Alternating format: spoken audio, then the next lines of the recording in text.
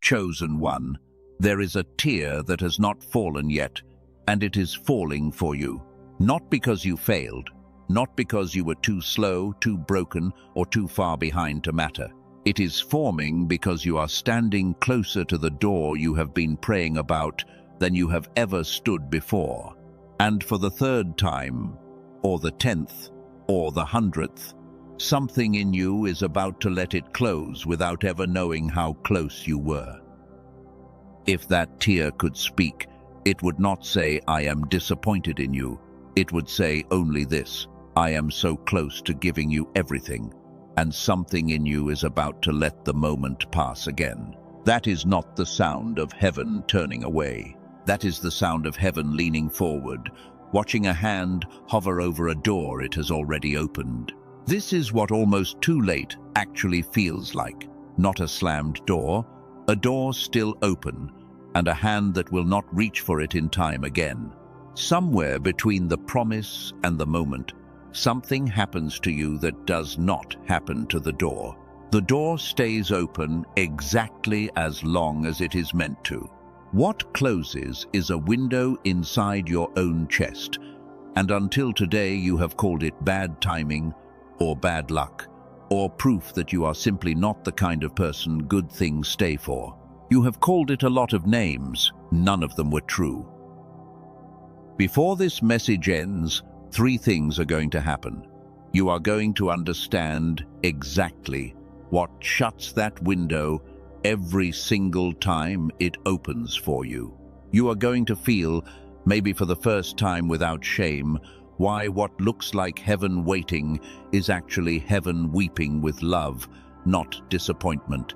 And you are going to be handed the exact order, because it is an order, not an accident, in which 2 things inside you have to wake up before almost ever becomes arrived. Not 1 thing, 2 things. And the order is the whole reason you have been arriving without crossing over.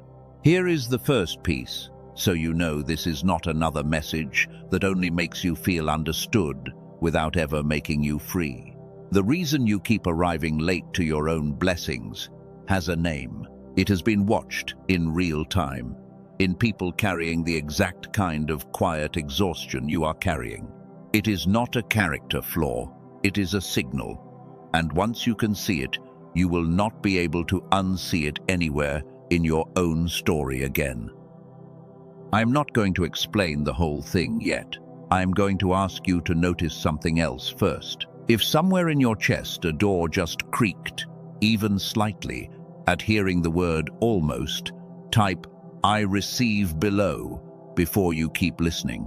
Not to prove anything to me, so that your own hand marks the exact moment you stopped scrolling past the thing that has been trying to reach you.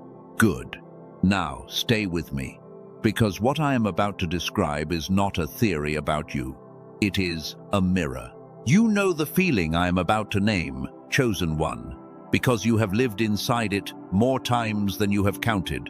You get the interview, and somehow the offer goes to someone slower than you, someone less prepared, someone who simply happened to raise their hand 1 hour before you found the courage to raise yours. You feel the nudge to reach out to the person who could change everything, and you wait 1 more day to make sure you say it right. And by the time you finally write the message, the season has quietly moved on without asking your permission. You pray for the door, you see the door, you even walk toward the door, and then, at the very last step, something in you slows down. Not stops, slows. A hesitation with no name, a second guess that arrives from nowhere, a sudden and completely unnecessary need to check 1 more thing, ask 1 more person, wait for 1 more sign. By the time you look up, the door has not slammed. It has simply moved on to someone who did not hesitate. You have told yourself this is wisdom, caution, being responsible instead of impulsive. And some of that may be true some of the time. But you already know, somewhere under the explanation, that this is not always wisdom. Sometimes it is something else wearing wisdom as a disguise, and you have felt the difference even when you could not name it. Here is a detail I want to say plainly, because it is the kind of detail that only lands if it is true. There is a specific moment many of you have lived, more than once, where you are standing in a kitchen or a car or an empty room, staring at a phone with a message half written, a decision half made, an opportunity half claimed, and your thumb simply will not move to finish it. You tell yourself you are thinking it through, but minutes pass, then an hour, and the thinking never resolves into the doing. That gap between deciding and acting is not laziness, and it is not indecision the way you have been taught to think about indecision. It is a very specific pattern, and I have watched it repeat itself almost identically in people who otherwise have nothing else in common. Some of you are the kind of person who used to notice everything as a child, a shape in the clouds before anyone else saw it, a song that felt like it was written just for you the first time you heard it, a stranger who smiled at exactly the moment you needed a stranger to smile. You used to call these things magic, without embarrassment, because to a child, they simply were. Somewhere along the way, that noticing went quiet in you, not gone, quiet. And what you are experiencing now, this door that keeps almost opening, is tangled up with that same quiet, more than you have ever been told. You were never taught that the reason you struggle to walk through open doors and the reason you stopped noticing wonder years ago come from the same root. Most people spend their whole lives treating them as two separate problems, working on their confidence with one hand and wondering why their luck never changes with the other, never realizing the two hands are tied to the same rope. I want you to hear something, chosen one, and I want you to hear it the way it is meant, gently, not as a diagnosis. You are not cursed. You are not being punished. You are not somehow disqualified from the very things you have prayed for with your whole chest. What is happening to you has a shape, a beginning, and a reason, and none of that reason is your unworthiness. Somewhere inside every person who keeps arriving at the door without crossing it, two frequencies were quietly dimmed, not at the same time, but in order, one after the other, years apart sometimes, and almost nobody has ever been shown that order. You have been trying to fix the second problem with tools meant for the first, or fixing the first while the second sits there untouched, and both attempts leave you standing exactly where you started. Close. Always close. Never through. That single sentence is the whole shape of what is happening to you, and before this message is finished, you will understand each half of it well enough to recognize it in your own life without me pointing at it again. You keep arriving at the door without crossing it, not from unworthiness, but because two frequencies were dimmed in order, and restoring them in order is what finally lets you walk through. Say that back to yourself later today, when you are alone, when nobody is listening, not because it is a magic phrase, because it is true, and truth said out loud to yourself starts to rearrange things you cannot see yet. Think for a moment about how you have spent the years since that door first started closing on you. How many times have you told yourself you simply need to try harder, be more disciplined, pray longer, believe stronger? And how many times has trying harder left you standing in the exact same spot, tired, a little more discouraged, wondering what is wrong with you that is not wrong with everyone else, who seems to walk through doors so easily? Nothing is wrong with you. Something was interrupted in you at a specific point for a specific reason, and interruptions can be reversed. That is not a hope I am offering you to make you feel better for the next few minutes. That is a mechanism, and mechanisms can be learned, and once learned, they can be undone. There is a pattern I have watched play out over and over in people carrying this exact kind of tired hope, the kind that has been disappointed enough times to build a wall around itself, just in case. If that description landed somewhere in your chest just now, stay with me a little longer. because what comes next is going to explain, in full, exactly what has been happening to you and exactly why it is not your fault. The child in you who once believed the world was designed to hand you wonder without asking for proof first, that child did not vanish. That child went quiet. And a quiet child can be spoken to again. I want to tell you something specific now, something small, because small and specific is where truth usually hides. There is a thing many of you do that you have never said out loud to another living person. You open the refrigerator, you stand there looking in, and you close it again without taking anything out. You were not hungry. You knew you were not hungry before you opened the door. Something in you needed to move, needed to do anything, and it chose the refrigerator instead of the phone call, the application, the message you have been meaning to send for 3 weeks. If you just felt a small jolt of recognition reading that, you are not imagining the coincidence. That behavior has a mechanism behind it, and we are going to name that mechanism together before this message is finished. Here is another one. You fall asleep easily on the nights nothing important is waiting for you in the morning. And on the nights before the interview, the meeting, the conversation that could change the direction of your entire life, you lie there for hours, wide awake, running scenarios that never once include the version where everything simply goes well. You have called this anxiety. It is related to anxiety, but it is not only that. It is closer than you think to the same door you have been struggling to walk through in daylight. I am not going to pretend I have all of this fully figured out, because that would not be honest, and I would rather be honest with you than sound impressive.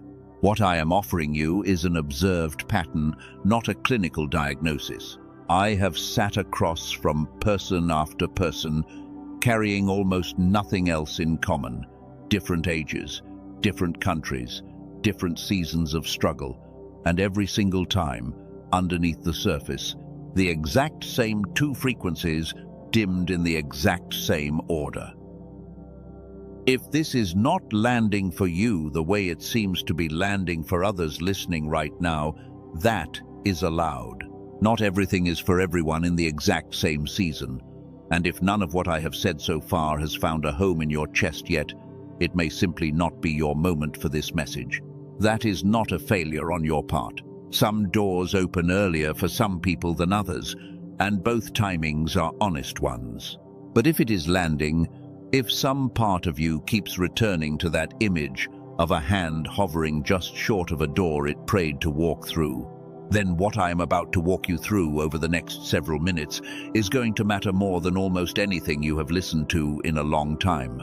Not because I am special, because the pattern is real, and once you can see a real pattern in your own life, you cannot fully unsee it again. Some of you are parents, and you have watched this same hesitation start to grow in your own children, and it terrifies you more than your own stalled doors ever did.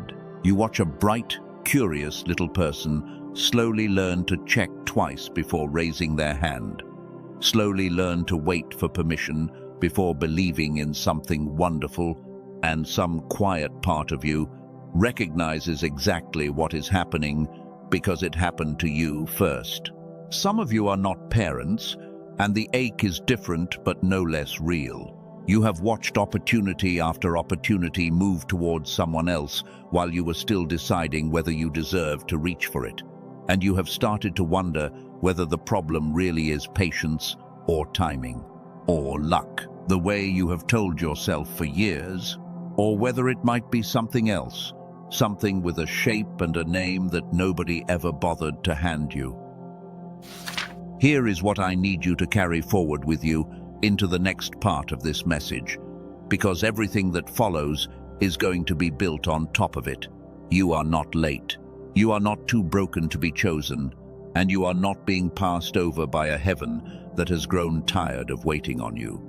You are standing at a threshold that heaven itself is watching with a kind of love so full it looks, from the outside, almost exactly like grief. The tear was never about disappointment. It was never about giving up on you. It has always been about how close you already are, and how much closer you are about to become once two things inside you finally wake up in the order they were always meant to wake up in. Keep listening, chosen one. What comes next is the part where I finally show you exactly what those two things are, and exactly why they went quiet in the order they did. Hold on to that image for a moment longer before we move forward, because it is going to keep returning throughout this message, again and again, until it finally makes complete sense. A tear that has not fallen, a door that never once closed on you, a hand that keeps almost reaching, and a chest that keeps almost opening, and a heaven that has been watching the whole thing with more patience than you have ever given yourself credit for believing in. You did not imagine any of this. The ache is real, the pattern is real, and the order in which it gets undone is about to become the most useful thing you have ever learned about your own life. There is one more piece of this I want to leave with you before we move into the part where all of this finally gets a full name, chosen one. Picture, for a moment, every single time in your life, a good thing arrived precisely on time, not early, not late, exactly when you needed it most. A phone call at the right hour, a stranger who said the one sentence you needed to hear that day, a door that opened before you even finished praying about it. You carry more of those moments than you currently remember, and the reason so many of them faded has almost nothing to do with how important they actually were. It has to do with a mind trained to notice threat far more quickly than it notices grace. That training did not happen by accident, and it did not happen because you were careless with your own attention. It happened the same way the hesitation at the door happened, quietly, gradually, one small moment at a time, until noticing wonder became the exception instead of the rule. You are about to learn exactly why that training took hold in you, and exactly how, piece by piece, it comes undone. There is a reason I keep circling back to that image of the door, chosen one, and it is not for effect. It is because almost every person who has ever come to me carrying this exact ache describes the same three details, in the same order, without ever having spoken to each other. They tell me about the door. They tell me about the hesitation nobody warned them about, and they tell me about the guilt that follows, the quiet suspicion that if they were truly chosen, none of this would be so hard. I want to end that suspicion right now, plainly, so it stops eating at you while you listen to the rest of this. You were never disqualified. You were never too late.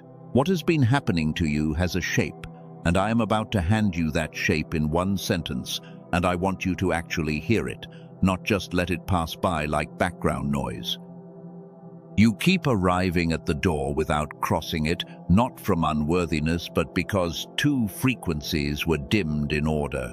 Restore them in order, and you finally walk through. Read that back if you need to. It is the single truest sentence in this entire message, and everything from here forward is simply proof of it, piece by piece, until you can feel it in your body and not only hear it in your ears. Two frequencies, not one flaw, not a character defect. Two specific, nameable things inside you that were turned down years apart by forces that had nothing to do with your worth and everything to do with a world that runs more smoothly when its people stop reaching. And because they were turned down in a particular order, they can only be restored in that same order. That is the part almost nobody has ever explained to you, and it is the part that changes everything once you finally understand it. Let me show you the first one, not tell you about it in the abstract. Show it to you the way I have seen it appear over and over, in person after person, who otherwise share nothing else in common. Here is where it starts, and I want you to notice if any part of this feels uncomfortably familiar.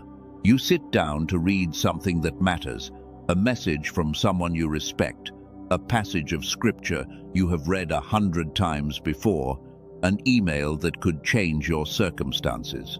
You read the first sentence, you read it again. Somewhere around the third sentence, your eyes are still moving across the page, but nothing behind them is landing anymore. And yet, later that same evening, a song from when you were 9 years old comes on, uninvited, in a grocery store or a passing car, and every single word is still there, whole, untouched, arriving in your mouth before you even decide to sing it. Nobody rehearsed that song with you for 30 years. It simply stayed, complete, while things you read an hour ago slide out of you like water through open fingers. You have blamed the years for it. You have blamed a demanding season or too many responsibilities pulling your attention in different directions at once. And some of you, privately, somewhere you would never admit out loud, have landed on a darker explanation, that perhaps whatever once made you sharp as a child was simply never meant to survive into the person you eventually became, unlike everyone else who seemed to keep theirs intact. Neither one is the true explanation for what actually happened to you. Hear that clearly. Age did not do this. Stress did not do this. Not on its own. And you were absolutely built to keep it, every bit of it, the same way you were built to keep your own name. What actually happened is a great deal stranger and a great deal more hopeful than anything you have told yourself about it up to now. There is a state your mind lived in freely when you were very young, a state where curiosity had no brakes on it, where learning happened without effort because effort had not yet been invented in you, where the world still felt like it was arranging small wonders specifically for your benefit. Children live inside that state so completely they do not even notice it is a state. It is simply how being alive feels to them. Somewhere around the age most of you can still picture, if you try, that aliveness began to be quietly dialed down. Not by cruelty, most of the time, by conditioning, by a school system built for order instead of wonder, by caring adults teaching you to sit still and stop asking why, by a culture that rewards a mind that follows instructions far more than a mind that stays endlessly curious. Bit by bit, the very brightness that once made you unstoppable was told, gently and repeatedly, to quiet down. I have sat across from enough people carrying this exact shape that I eventually needed a name for it, a name I chose myself, not one handed to me by any research paper, simply because it describes precisely what this looks like from where I sit.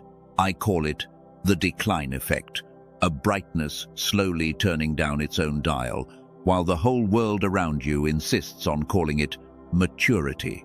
The decline effect is not a metaphor, and it is not simply a feeling. It maps onto something real happening inside the brain itself, a wave pattern researchers call gamma, the frequency most closely tied to sudden insight, wide-open curiosity, and the kind of effortless learning children move through without trying. Work coming out of institutions, including MIT, Princeton, and Harvard, among several other leading research universities, has spent decades studying how this particular wave behaves across a human life. One researcher in particular has given 34 years of his career to this exact question. Dr. Robert Lake, a neuroscientist who has spent more time than almost anyone alive studying what happens to the human brain between the openness of early childhood and the guardedness of adulthood, describes it simply: the gamma activity that once ran wild and constant in a child slows dramatically as that child is shaped into an adult. And once it slows, the whole experience of being alive quietly dims along with it. This is not a research paper I am reciting to sound credible. This is a pattern I have watched with my own eyes, repeated almost identically across people who never met each other, never read the same books, never lived in the same country. I am not a scientist, and I will not pretend to explain every detail of a mechanism far more complex than a few sentences could hold. What I can tell you, honestly, is what I have seen it do to real people, again and again, in the exact shape I am describing to you now. So all those years spent wondering why your mind feels heavier than it once did, why the same page now takes 3 readings where it used to take only 1, why wonder itself started to feel like something that happens exclusively to other people. None of that was ever proof that your gift had left you. You were carrying the very same gift the entire time, fully intact underneath, simply turned down by forces you never agreed to and never even saw arrive. You were never broken. You were only dimmed. I need you to sit with that phrase for a moment before we go any further, because it is going to matter more than you realize once we reach the second half of this message. Say it inside yourself if it helps. You were never broken. You were only dimmed. There is a very particular kind of exhaustion tied to the decline effect, and I want to describe it precisely, because vague comfort has probably already failed you more than once. It is not the tiredness of doing too much. It is the tiredness of doing everything correctly and still feeling like something essential is missing from the experience of your own life.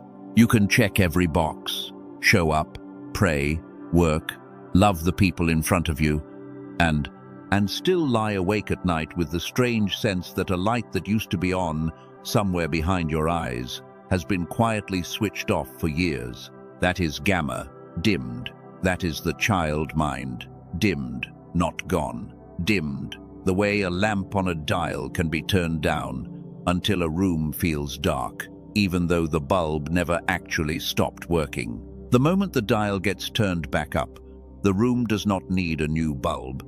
It needs the same light, allowed to shine at the brightness it was always capable of. I want to be honest with you about something, because I would rather you trust one honest sentence from me than 10 impressive ones. I cannot tell you the exact week this shift happened for you personally. Nobody can, and anyone who claims they can see that kind of specific detail about a stranger is telling you something they cannot actually know. What I can tell you with real confidence is the pattern itself, because I have watched it hold again and again in people who otherwise look nothing alike. This pattern is not unique to you, and it is not a private punishment reserved just for people who have struggled the way you have struggled. It touches almost everyone who grew up inside a system built to produce compliant adults rather than wonder-filled ones. Schools that reward sitting still over asking why.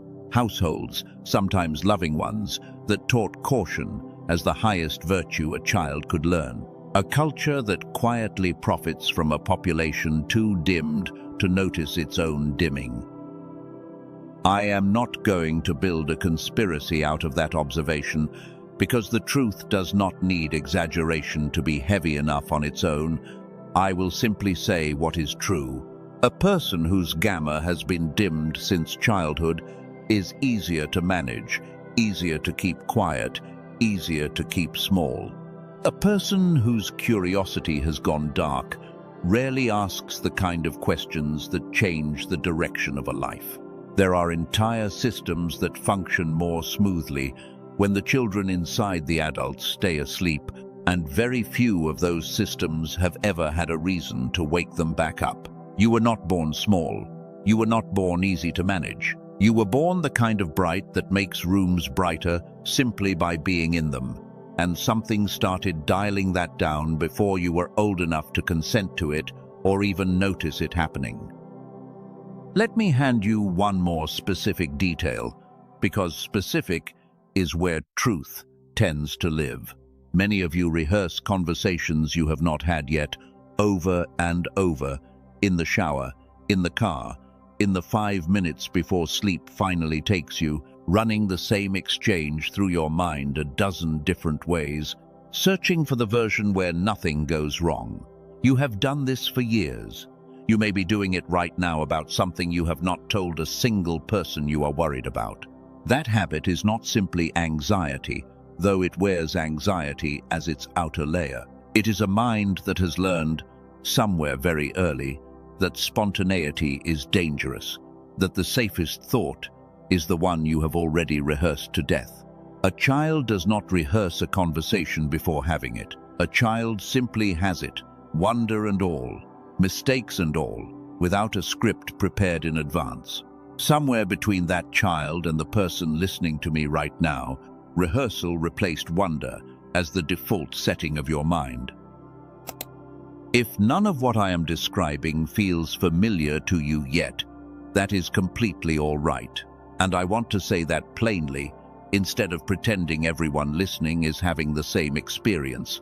Some of you are here for someone else, a spouse, a child, a friend you are quietly worried about. And that is a beautiful reason to be listening. Not everything I say in the next several minutes has to land in your own chest to matter. Sometimes it is enough that it helps you recognize the shape in someone you love. But for those of you where this has been landing again and again, paragraph after paragraph, I want you to notice that feeling itself. That is not coincidence. That is recognition. And recognition is the first sign that a light which has been dimmed for a very long time is beginning, even now, even in this moment, to flicker back toward life. Here is the sentence I want you to carry into the next part of this message, because it is the hinge on which everything else turns. You keep arriving at the door without crossing it, not from unworthiness, but because two frequencies were dimmed in order. We have just named the first one, the decline effect, the quiet dimming of the very gamma brightness that once made you unstoppable, dimmed not by punishment, but by a world that runs smoother with its children asleep inside its adults. There is a second frequency, and it did not dim at the same time as the first.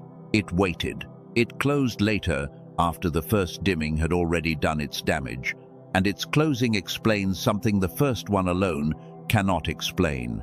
Why some of you have already started waking the child back up and still find yourselves standing at the door, hand raised, unable to cross.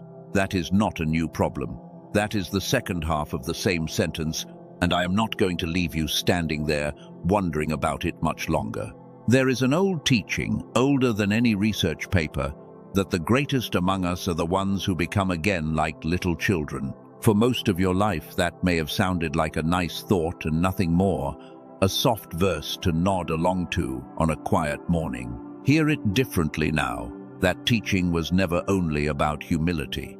Long before anyone had a word like gamma to measure it with, it was already pointing at a specific state of mind, and at a sequence for returning to it. Children receive the world without defending themselves against it first. They believe before they doubt. They notice before they analyze. That is not innocence in the way we usually mean the word, foolish or unaware. It is a fully open receiver, undimmed, unguarded, catching every signal life sends without static in the way. The Father did not design that openness to expire at age 7. Something outside of you dimmed it early, and something in you has been quietly grieving its absence ever since, even on days you could not have named what you were grieving. I want to give you one more small, honest picture before we move forward, because I think it belongs here more than anywhere else in this message. Think of a time you finally let yourself rest, fully, without guilt trailing behind it, without a mental list reminding you of everything still undone.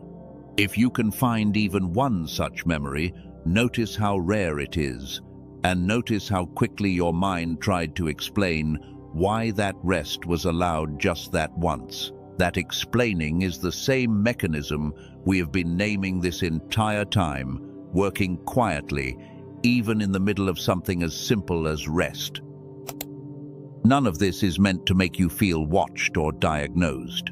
It is meant to help you finally see clearly, so that the next time your body tenses without a reason you can name, you will know exactly what is happening and exactly why it is not a flaw in you at all. Before we go further, chosen one, I want to give your hand something to do, the same way I asked you a few minutes ago. If the decline effect just gave a name to something you have quietly lived with for years, type "I understand now" below. Not for me, so that the moment you finally understood yourself a little more clearly does not simply pass by unmarked. Let me hand you back a piece of your own history now, because the decline effect does not only explain the present, it rewrites the past, gently, the way truth always does when it finally arrives late to a story that needed it years ago. Think of a season in your life you have quietly filed away as failure, a business that never got off the ground, a calling you felt certain about that seemed to go nowhere, a relationship where you loved deeply and somehow still felt like you were watching it from behind glass instead of living inside it. You have carried that season as proof of something broken in you. It was never that. Those were not seasons of failure. Those were seasons where a dimmed light was trying to do bright work and doing its faithful best anyway. Not a life of losing. A life of carrying a gift that had been quietly turned down and still, somehow, showing up every single day to try. That alone should tell you something about the kind of person you actually are underneath the dimming. I think of a woman I will simply describe rather than name, because her story is not mine to sell, only mine to share. She was in her mid-50s, a woman who had prayed the same small prayer for years, that some of the wonder she remembered from childhood might come back to her before she got too old to enjoy it. She began a short restoration practice each morning, a few quiet minutes with a recording built to gently reawaken the mind, expecting very little because very little was what life had trained her to expect. For the first 3 weeks, nothing seemed to change. She almost stopped. She told herself the same thing many of you have told yourselves about 100 other things you tried and quietly abandoned, that this was simply not going to be the thing that worked for her either. She kept going anyway, mostly because it cost her only a few minutes, and a few minutes felt too small a thing to argue herself out of. In the 5th week, her granddaughter asked her why she kept stopping on their walks to look at ordinary things, a spider web, the way light moved through a fence, a bird doing nothing remarkable at all. She had not noticed she was doing it. Somewhere in those quiet mornings, without a single dramatic moment she could point to, the noticing had simply come back, not all at once. The way morning comes, a little more light with every minute, until the room you are standing in is suddenly, undeniably bright. That is what return agency looks like in a real life, not mine to prescribe to you as a formula, only mine to point at as proof that the dimmed light can be turned back up, slowly, without force, without needing to understand the whole mechanism first. And here is something you can do today, right now, that costs you nothing and asks nothing of you but a single breath. Reach for one small, forgettable memory from somewhere before your 7th birthday. It does not need to be significant. The particular color of a kitchen wall, the sound a screen door made, the way sunlight fell across a carpet on a Saturday afternoon you never thought you would remember. Let it surface fully and pay attention to what stirs in your chest while it does. That small stirring is not nostalgia playing a trick on you. It is the very frequency this entire message has been describing, still fully intact, quietly waiting underneath everything you have layered on top of it since. Let a scene form in your mind now, set somewhere in the coming months. Nothing dramatic, an unremarkable Wednesday, the kind you would ordinarily forget by dinner time. Your eyes open on their own, ahead of the alarm, and in the handful of seconds before the day has a chance to introduce its usual worries, you notice your chest carrying a lightness, It has not carried in longer than you can measure. You stay there a while longer, unhurried, and the tightness that normally lives just beneath your sternum simply is not present. What rises in you first is not the familiar bracing for whatever the day might demand. It is something closer to curiosity, small and unforced, the kind that used to arrive effortlessly before you learned, somewhere in the years after early childhood, to brace instead of wonder. You get up, and you notice the light coming through the window the way you used to notice things as a child, not analyzing it, not rushing past it, simply seeing it fully for the 2 or 3 seconds it takes to be seen. A stranger says something ordinary to you later that day, and instead of hearing it flatly, some small part of you catches a kind of wonder in it that you had almost forgotten how to catch. That version of you already exists, not somewhere far off in a future you have to earn through more years of struggle. She is a single shift away from exactly where you are sitting right now, and that shift was never going to come from effort. Not more discipline, not more willpower, not one more attempt at trying harder than you already have. What stands between you and that Wednesday morning is not the passage of time. It is a frequency someone else turned down in you long before you had any say in the matter, and it has simply been waiting, ever since, for someone to finally turn it back up. Sit with that image for a moment. Let it be real instead of aspirational. You are allowed to want it without immediately reaching for it, without immediately turning it into another task on a list of things you are failing to complete fast enough. For a moment, simply let it be a picture of something true that is closer than it has ever been. There is a reason I have walked you this slowly through the first half of what is happening inside you, chosen one. Most messages rush past this part, eager to get to the offer, and in rushing, they leave you understanding less than you deserve to understand about your own life. I would rather you leave this message actually changed than simply sold to, and understanding always comes before receiving. If any part of what you just heard opened something in your chest, even something small, even something you cannot fully explain yet, type "I receive" below, so your own hand marks this moment the same way it marked the first one. There is something I want to tell you now, plainly, the same way I would tell a friend sitting across from me rather than a crowd.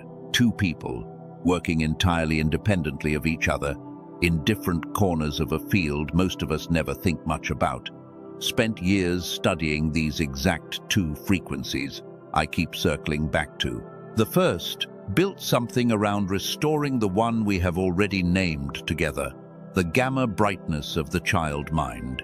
A short recording, only a few minutes, built around research spanning institutions like MIT, Princeton, and Harvard.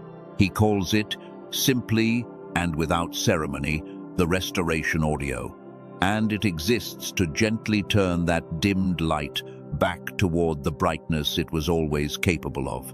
The second researcher, working from an entirely separate tradition, spent his own years studying the second frequency, the one we have not fully named together yet. The one that explains why some of you have already started waking the child back up and still feel a strange resistance the moment something good tries to reach you. He built something too, a short recording of his own, meant to gently reopen that second frequency once the first has already been restored. The first restores, the second receives. Neither one substitutes for the other, and the sequence between them matters more than either one alone, something you will feel the full weight of before this message reaches its close.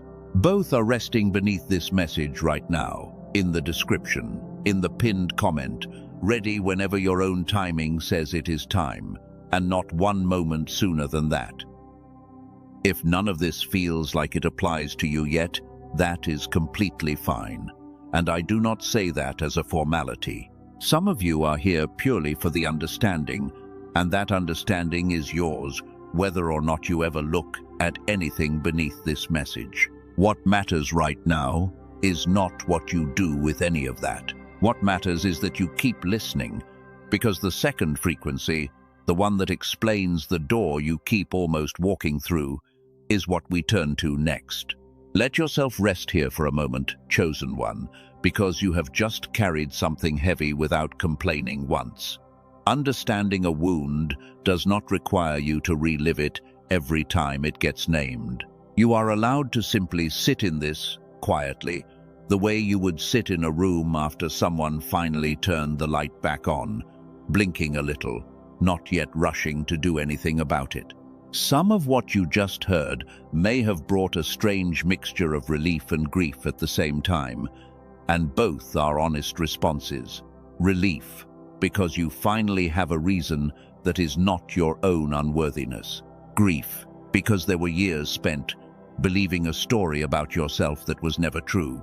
Let both live in you for a moment without rushing past either one. The Father is not in a hurry with you, and neither am I. If a small door in your chest opened somewhere in the last few minutes, mark it now.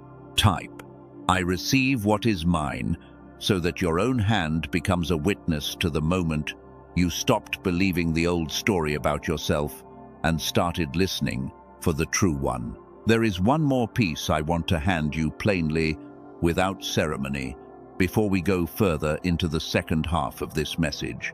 The restoration audio I mentioned a few minutes ago, the one built around the gamma work of institutions like MIT, Princeton, and Harvard, has a name. It is called the Genius Song, and it exists for exactly one purpose: to gently guide the dimmed child mind back toward the brightness it was always capable of holding. The second piece has a name as well, the one built to address the frequency we have not yet fully explained together, the one that decides whether a door you finally reach actually opens for you or quietly stays shut in your hand. That one is called the wealth signal, and its entire purpose is to gently reopen what the first frequency alone cannot reach. One restores, the other receives. And I promise you, before this message is finished, you will understand exactly why they were only ever meant to work in that order: restoration first, reception second, never the other way. For now, simply let both names rest in your awareness. Both rest beneath this message, in the description, in the pinned comment, ready the moment the right person reaches for them, and not one moment sooner than that. I want to be honest with you here, the way I promised I would be from the start. Not everyone listening to this message needs both of these. Some of you already have a child mind wide awake, curious, noticing wonder everywhere you turn. And what you are missing is only the second frequency, the one about receiving what is finally being offered to you. If that is not you yet, this part of the message may simply not be for you at this moment, and that is completely all right. What comes next belongs to everyone, whether or not either name ever means anything more to you than something you heard once in passing. Let us return now to where we left off, because the second frequency deserves the same patient, full explanation we just gave the first one. And rushing past it would leave you with only half of what you came here to understand. I think many of you have spent years praying a version of the same prayer that woman prayed, maybe not in those exact words, but in the same shape. Bring back what I used to have. Let me feel curious again. Let me notice wonder the way I used to notice it, before life taught me to keep my eyes fixed only on what needed managing. That prayer was never ignored. It was simply waiting on a mechanism most people are never shown, and you are being shown it now, plainly, without cost, before anything else is ever asked of you. Some of you have already started to feel it, even in these last few minutes, a small loosening somewhere behind your eyes, a memory surfacing you had not thought about in years, arriving uninvited the way that childhood song arrives uninvited in a grocery store. That is not nothing. That is the first evidence, gentle and quiet, that the dimmer inside you is not permanent. It can be turned slowly, the same way it was turned down, one small increment of attention at a time. I want to say clearly what this moment is not. It is not the finish line. Waking the child mind back up is the first frequency, not the whole restoration. And if I told you this alone was the entire answer, I would be leaving out the very part of your story that has hurt the most. Some of you have already tasted a version of this awakening before, in a retreat, in a season of prayer, in a period of your life when curiosity briefly came alive again. And then, somehow, even with the child mind stirring, the doors still did not open the way you expected them to. That confusion is not imagined. It has an explanation, and we are walking directly toward it now. Here is a pattern worth noticing about your own life before we continue. Think of the moments when something good was offered to you outright. A compliment, an opportunity, a simple kindness from someone who wanted nothing in return. Did you take it fully, the way a child takes a gift, without first deciding whether you had earned it? Or did some part of you flinch, deflect, minimize it, hand it back in some small, quiet way before you had even finished saying thank you? Hold that question gently. Do not answer it yet, not out loud, not even fully to yourself. Simply let it sit there, because the honest answer to that question is the doorway into everything the second half of this message is going to explain. Whatever your honest answer was, hear this before we move forward. It does not make you ungrateful, and it does not make you broken. It makes you someone carrying a second frequency that simply has not yet learned the motion of opening, and that is a mechanism, not a moral failing. We are about to name it together, the same way we named the first one, fully, patiently, and without a single ounce of shame attached to it. I want to leave you with one more small picture before we cross fully into the second half of this message. Chosen one, think of the last time you caught yourself mid-sentence, already explaining away something good before anyone even questioned it. Nobody asked you to justify the compliment, the gift, the sudden stroke of good timing, and yet some part of you rushed to explain it anyway, as though good things required a defense the moment they arrived. That reflex is not politeness. It is the exact mechanism we are about to name in full, and once it has a name, you will start catching it in yourself within days, sometimes within hours. I know what some of you are thinking right now, chosen one, and I am not going to pretend I do not hear it. You are thinking, I have tried things like this before. Meditation apps that sat unused after 2 weeks. Affirmations you spoke into a mirror until the words stopped meaning anything. A season of deep prayer where you genuinely believed something was shifting, and then life returned to exactly where it had been standing before you started. That is a completely reasonable thought, and I would rather answer it directly than pretend you are not having it. None of those attempts were a failure on your part. I want to say that plainly, because most of you have quietly carried a private shame about a shelf of half-finished journals, unused courses, and good intentions that fizzled out somewhere around week 3. Here is what actually happened, and it has nothing to do with your discipline, meditation, yoga, breathwork. Most of the tools you have tried ask the brain to change itself, slowly, from the inside, through repeated internal effort. That is real, and it can work, but it depends entirely on consistency. You have to generate yourself, day after day, with no outside help, which is an enormous thing to ask of a mind that is already tired.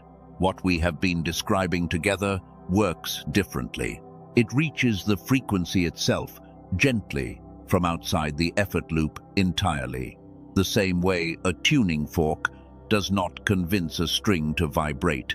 It simply meets the string at the right frequency, and the string responds, because that is what strings are built to do.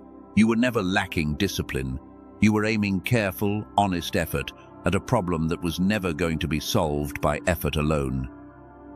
There is a second layer to this I want you to hear clearly, because it explains something even stranger than the first layer. Every tool you have ever tried, every practice, every course, every retreat, aimed itself at exactly one frequency. Some aimed at calming the anxious mind, which touches the second frequency we have not fully named yet. Some aimed at reawakening curiosity and wonder, which touches the first frequency, the one we already know by name. None of them, not one, ever addressed both, in the correct order, at the same time. You were never using the wrong tool. You were pointing a genuinely good tool at only one side of a two-sided problem, and the side left completely untouched happened to be the exact side quietly keeping the other one stuck. I have watched this exact sequence repeat itself, almost identically, in person after person who tried everything you tried, in a slightly different order, with slightly different names, and landed in exactly the same stuck place you have landed in. That is not a coincidence, and it is not a flaw unique to you. It is a pattern, observable, repeatable, and once you can see it in your own history, you will start seeing it everywhere, in every well-meaning tool that only ever aimed at one half of what actually needed restoring. If that landed somewhere true for you just now, if some part of you just recognized a shelf of your own half-finished attempts in what I described, type, "The order was missing below." Let that be the moment you stopped blaming your own follow-through for something that was never a follow-through problem in the first place. I want to widen the lens for a moment, because there is something worth naming honestly, even if it is uncomfortable to say out loud. A population whose child mind has been dimmed since youth, and whose receiving channel stays closed into adulthood, is easier to manage, easier to keep working, keep consuming, keep quiet, keep small. I am not going to build an elaborate story out of that observation, because it does not need exaggeration to be true. But it is worth asking, honestly, why so many systems around us reward compliance over wonder and caution over receiving, and why so few of them have ever had a reason to teach either frequency back to the people moving through them. I say that once, plainly, and then I am going to let it rest, because this message is not about fighting a system. It is about you, personally, waking both frequencies back up regardless of what any system out there prefers you to stay asleep to. Whatever else is true about the world around you, what is true about you individually is this: you were never meant to stay dimmed. You were never meant to keep arriving at doors you cannot cross. And the fact that you are still here, still listening, after everything life has thrown at you, tells me the child in you never fully went to sleep. It only went quiet, waiting for someone to finally speak to it in a language it still remembered. There is one more name I want to give you now, chosen one, something a little larger than either frequency on its own. When both of them are finally restored, in the right order, the whole process has a name of its own. I call it child mind reversal. Not simply waking curiosity back up, not simply opening the ability to receive, both together in sequence until the person who existed before either frequency dimmed is standing fully awake again, in your own life, in your own body, right now. Hold that name gently for now. We are going to come back to it more than once before this message is finished, because child mind reversal is not a phrase I want you to simply remember. I want you to recognize it the way you recognize your own name, the moment it is spoken to you again later. There is something else worth saying honestly here, something I have noticed in almost everyone who reaches this exact point in their own story. You are not far from the thing you have been praying for. You are closer than you have been in years, possibly closer than you have ever been. Most of what stands between you and it now is not distance. It is one final piece, quiet, easy to miss, and once it is named, you will likely realize you have been circling it for longer than you knew. I am not going to name that final piece yet. Not because I am withholding it to keep you listening, though I understand why it might feel that way. I am waiting because naming it before you have fully understood the ground beneath it would rob you of actually feeling the truth of it when it arrives. Some things have to be built toward, slowly, or they land as information instead of transformation. I would rather give you transformation, even if it costs a few more minutes of patience than you were expecting to spend. For now, simply notice this. The door you keep almost walking through, the door the decline effect explained the first half of, has been getting closer with every minute of this message, not further away. That is not an accident either. Let me stay with the veteran objection a little longer, because I do not think one pass through it is enough to fully release it from your shoulders. Some of you have not simply tried a few things. You have tried nearly everything, for years, spending money you did not always have on courses, retreats, coaching calls, books that promised transformation and delivered a few good ideas you eventually forgot to apply. You are tired in a specific way, the tiredness of someone who has shown up for their own healing again and again, and still finds themselves standing in almost the exact same spot. I will not insult that tiredness by telling you the answer was always simple and you just missed it. The answer was never simple, and it was never entirely in your hands to find on your own, because half of what you needed required understanding something about sequence that almost nobody teaches. You cannot be blamed for missing a map nobody handed you. You can only be invited, now, to finally look at the one being handed to you in this exact moment. Some of you tried faith-based approaches, specifically deep prayer, fasting, scripture study, seasons of surrender, and felt real movement in your spirit, only to watch your circumstances stay stubbornly unchanged. I want to speak to that directly, because I do not want anything I say here to sound like it is replacing the place of prayer in your life. It is not. Prayer opens the door of the Spirit. What we are describing here is about a physical, measurable frequency inside your own mind and body that can either cooperate with that open door or quietly work against it without you ever knowing. Think of it this way. You can pray with your whole heart for a door to open, and the door can open exactly as you asked. And still, if the receiving frequency inside you is closed, you will stand in front of that open door feeling strangely unable to walk through it. That is not a failure of your faith. That is a physical mechanism working against a spiritual answer that already arrived. Once that mechanism is addressed, the very same prayers you have already prayed get to finally land the way you always hoped they would. I want to pause here and let something settle in the room, because what I am about to say deserves a full breath before and after it. Everything you have tried was not wasted. Every course, every retreat, every late-night prayer was preparing soil that had not yet been given the right seed. You are not starting over. You are one piece away from everything you already built, finally taking root the way it was always meant to. If that reframe just lifted something off your chest, even slightly, mark it now. Type "the soil was ready" below, and let that be proof that none of your effort, all these years, was ever wasted. There is a strange thing I have noticed in nearly everyone who reaches this exact point in a message like this one. They describe a feeling of being close, so close, to something they cannot quite name. Almost all the way there, as more than one person has put it to me directly, standing right at the edge of a breakthrough that keeps refusing to fully arrive. If that is you right now, hold on to that feeling instead of dismissing it as impatience. That feeling is accurate. You are close. What remains between you and the rest of it is smaller than you think, and it is coming into full view very soon. I want to say one more thing before we move forward, gently, the way a friend would say it rather than a stranger reciting a script.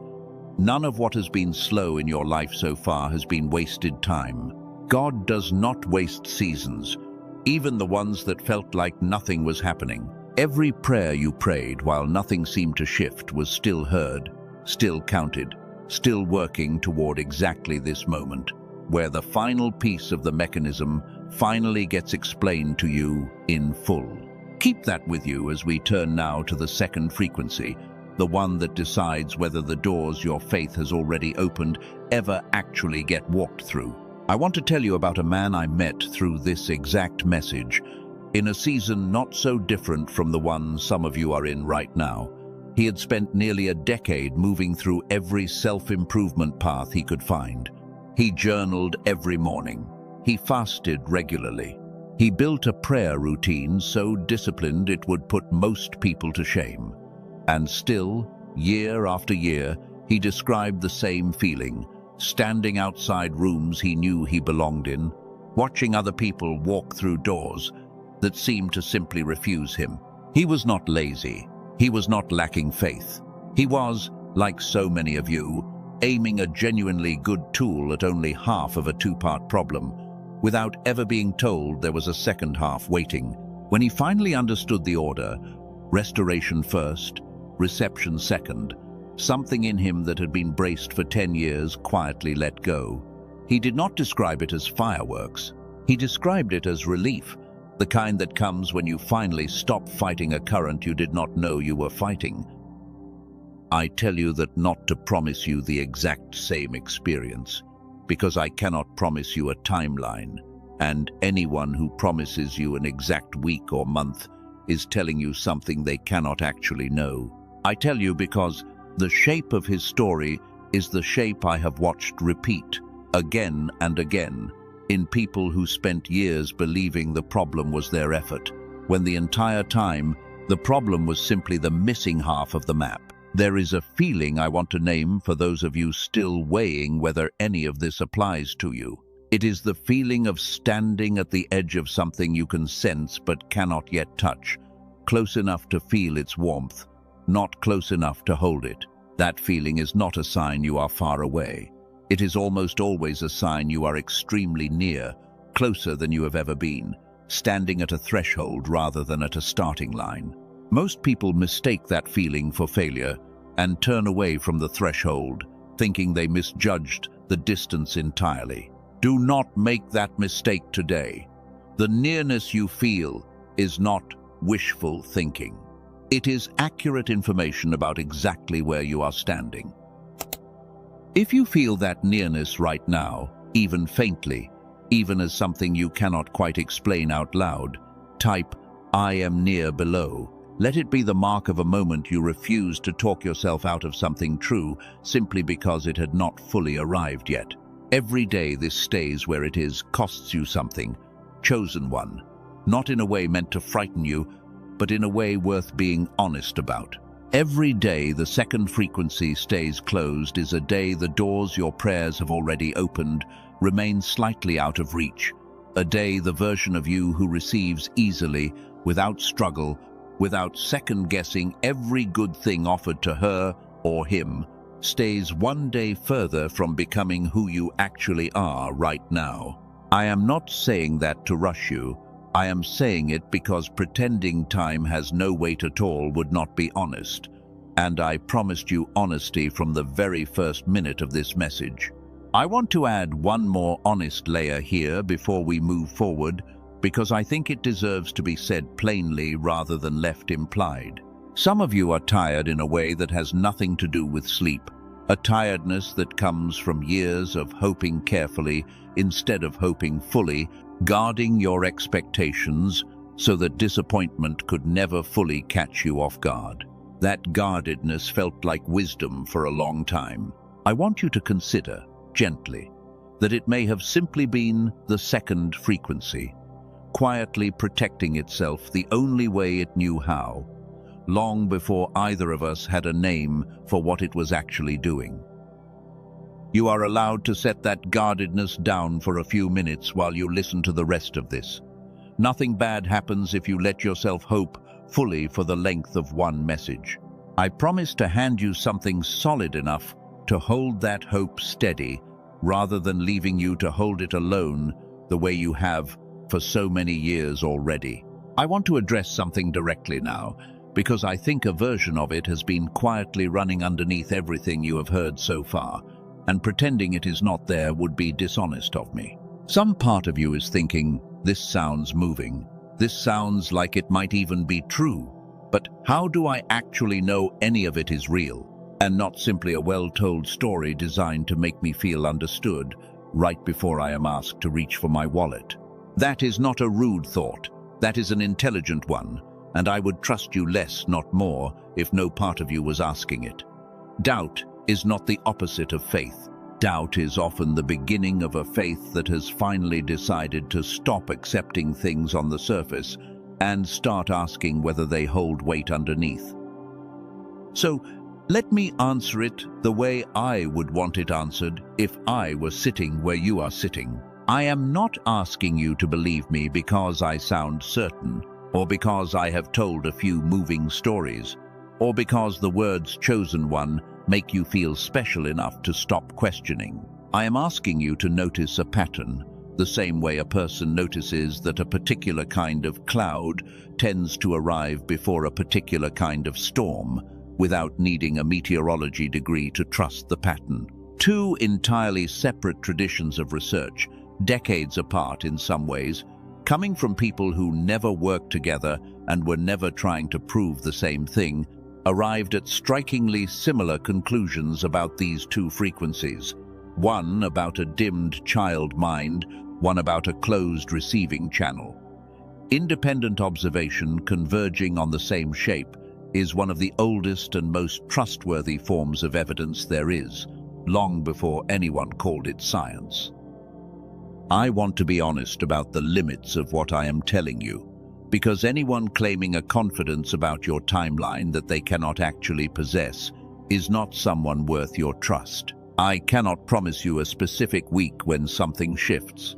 Nobody honest can promise you that about anything this personal. What I can tell you, with real confidence built from watching this pattern again and again, is the shape of what tends to happen and the order in which it tends to happen, and that has held steady enough, in enough different lives, for me to stand behind it plainly, in front of you, without flinching.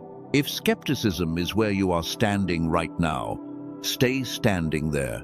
You do not need to abandon it to keep listening. Some of the people this has helped the most were the most skeptical people in the room at first, because a mind trained to question carefully is also a mind capable of recognizing truth carefully once it actually shows up. There is something I have noticed that I think is worth naming here, gently. The people who ask the most careful questions before receiving something are very often the same people who, once they finally do receive it, hold on to it the longest, because they did not take it on impulse. They took it on evidence. If that describes you, your caution has not been slowing you down out of weakness. It has been protecting something valuable in you, and it will still be there, fully intact. On the other side of this message, whatever you decide to do with what you have heard. We are standing now at roughly the midpoint of everything I came here to tell you, chosen one. And I want to pause, briefly, and tell you something true about where we are. Everything up to this point has been about the first frequency, the dimmed child mind, why it dimmed, how it can be turned back up, and what it feels like when it starts to stir again after years of quiet. What comes next is heavier, not because it is sadder, but because it explains something more confusing than anything we have covered so far. It explains why waking the child mind up is not, by itself, the whole answer. It explains why some of you have already felt curiosity and wonder start to return and still find yourselves standing at doors that seem to close the instant you reach for them. If any part of you has been quietly wondering why understanding your own story has not yet changed your circumstances, the next several minutes are going to answer that directly. Before we continue, I want to acknowledge something simple and easy to miss. You have stayed with me through a great deal of explanation already, More than most people are willing to sit through for anything these days. That is not nothing. Whatever brought you here, whatever ache first made you click on a message with these words in its title, some part of you already knew there was something worth staying for. That instinct was right. There is a particular kind of person this entire message tends to reach the deepest, and I want to describe that person for a moment, because you may recognize yourself in the description. It is someone who has never stopped believing, not really, even on the nights it looked from the outside like they had given up. Someone who kept praying quietly, even when the praying felt like it was disappearing into silence. Someone who kept showing up for their own life, imperfectly, faithfully, long after it would have been easier to stop trying altogether. If that is you, what comes next was written with you specifically in mind, even though I have never met you, and never will, in the way most people mean that phrase. The pattern I am about to show you does not care what country you live in, what your income looks like, or how many times you have already tried and fallen short.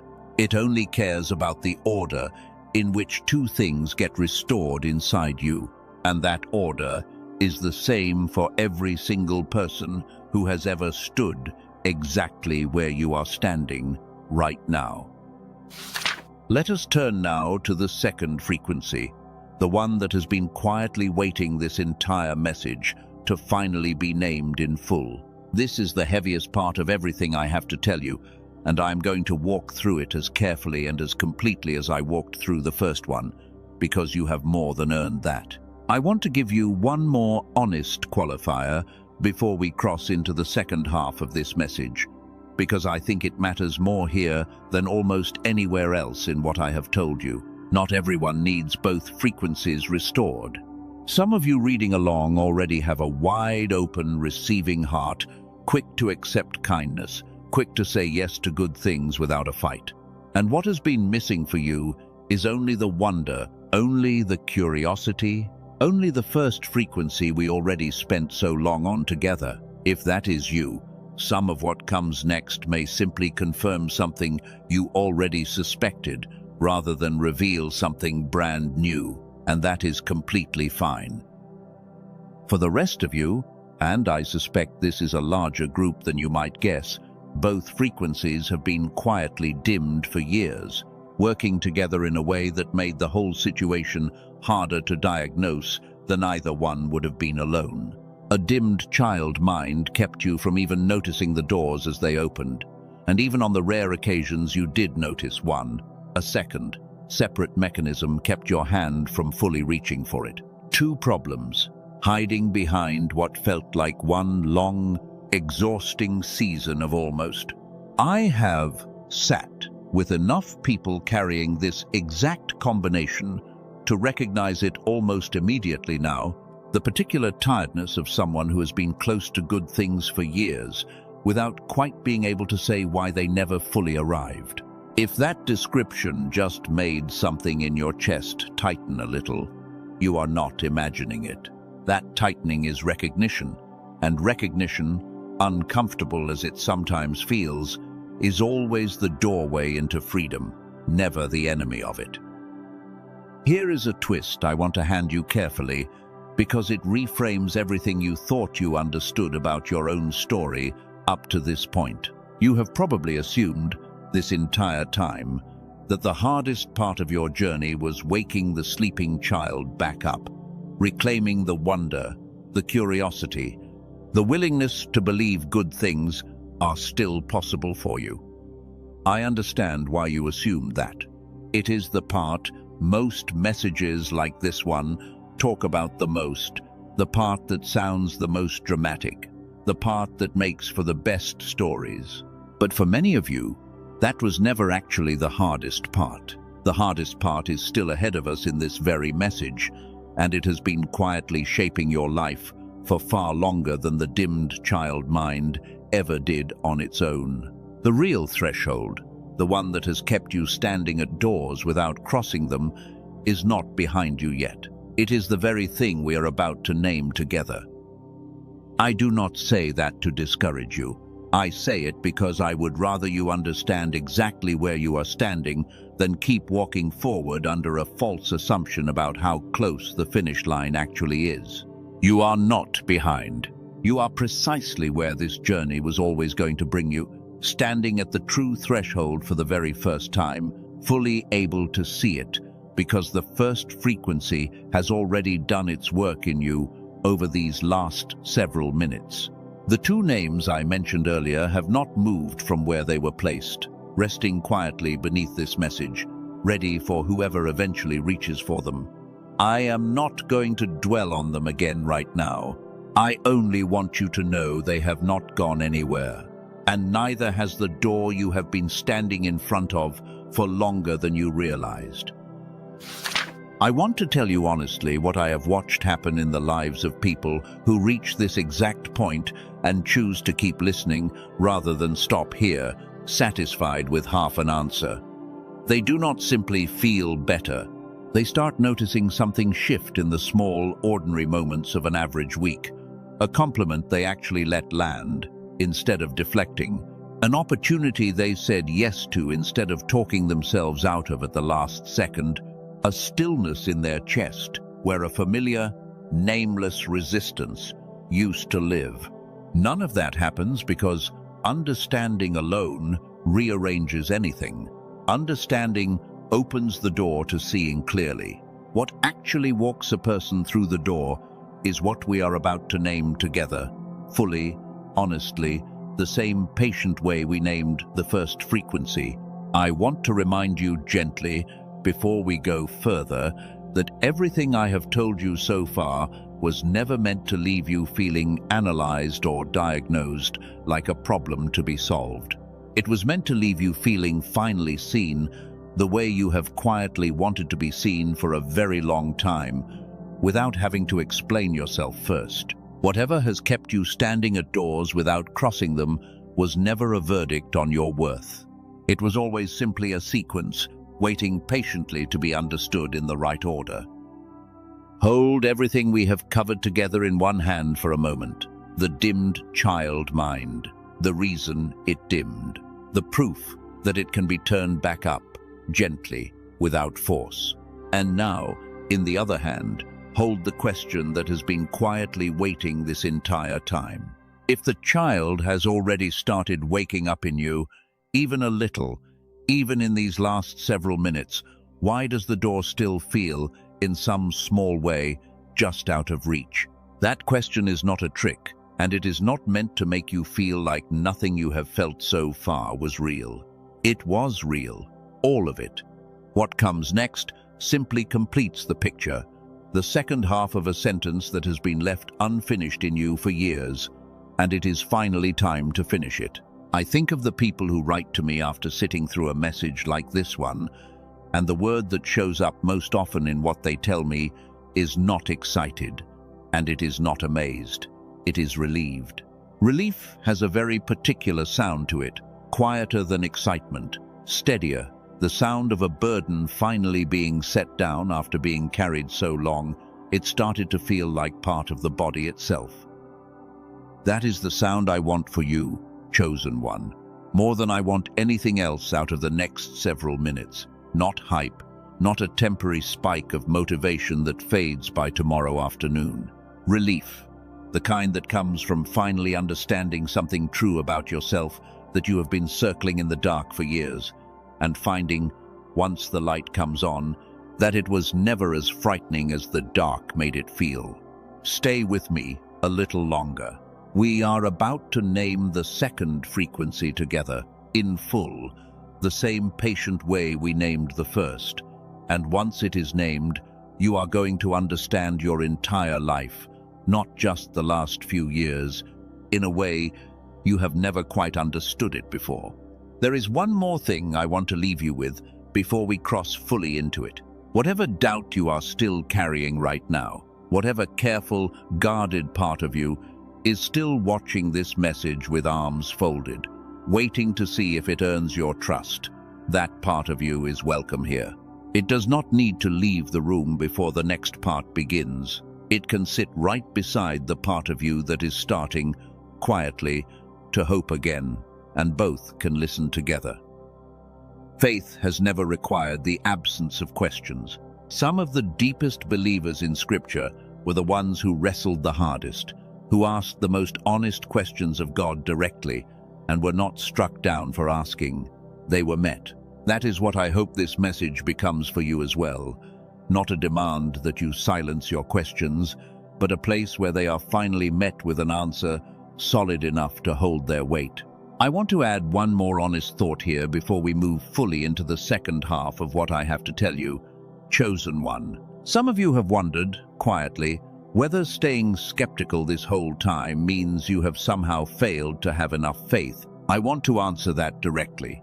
Faith and discernment have never been opposites. Scripture itself tells us to test everything and hold on to what is good. Testing what you hear against your own life, your own history, your own honest experience is not the absence of faith. It is faith mature enough to ask real questions before it commits its whole weight to an answer. So keep whatever careful, questioning part of you is still present in the room. It will not disqualify you from anything that follows. If anything, it will help you recognize truth more clearly once it finally arrives.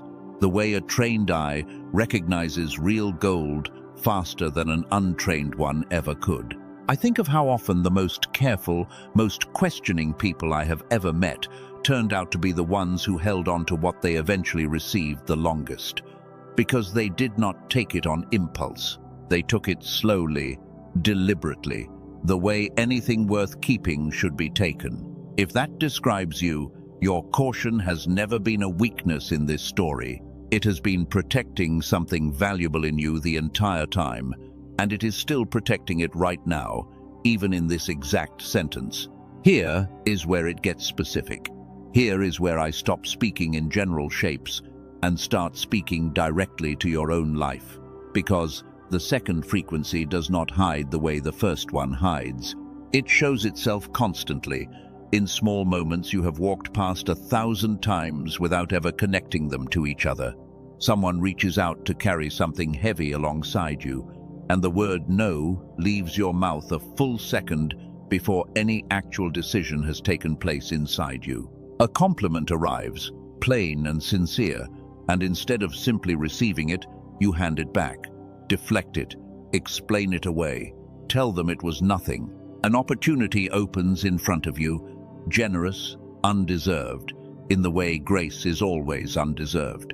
And some part of you flinches instead of stepping forward. Longing has followed you your whole life through, quietly, persistently. And underneath that longing, 100 small good things have slipped past your open hands, waved off before you ever consciously registered they had even arrived. Say that back to yourself. 100 small good things waved off without you ever noticing. You have a whole shelf of explanations ready for this. Do not you. Self-sufficiency. Not wanting to owe anybody anything. Or, quieter still, a private sense that you have not yet earned the right to good things arriving without a fight attached to them. Every one of those explanations feels reasonable. None of them is actually true. This is not self-sufficiency, and it is not humility either. It is a trained response, built into your nervous system slowly, across years, never once consciously chosen by you at any single moment. No child decides, deliberately, to start pushing good things away. Two, something else trains that response into a person, gradually, the same patient way the decline effect trained itself into you, and once trained, it fires before thought, before choice, before the part of you that genuinely wants to say yes ever gets a vote. Let me show you exactly what trains it, because once this mechanism is visible to you, you will start catching it everywhere in your own life, the same way you now catch the decline effect, the instant its name crosses your mind. The adult mind spends most of its waking hours in a fast, alert, problem-solving state. Researchers call this beta activity, and in small doses it is useful, even necessary. It helps you meet deadlines, watch for danger, hold a dozen responsibilities in your head at once. But modern life rarely lets beta rest. Money worries keep it running. Constant low-grade vigilance keeps it running. A scarcity-trained mind, always calculating, always guarding, keeps beta running almost without pause, day after day, year after year. Beta does not simply run high on its own. It runs high at the expense of something else. There is another state, slower, calmer, researchers call alpha. And alpha is the state most closely tied to genuine receiving, the ability to take something in without immediately analyzing it, defending against it, or calculating its cost. Children rest naturally in alpha far more than adults do.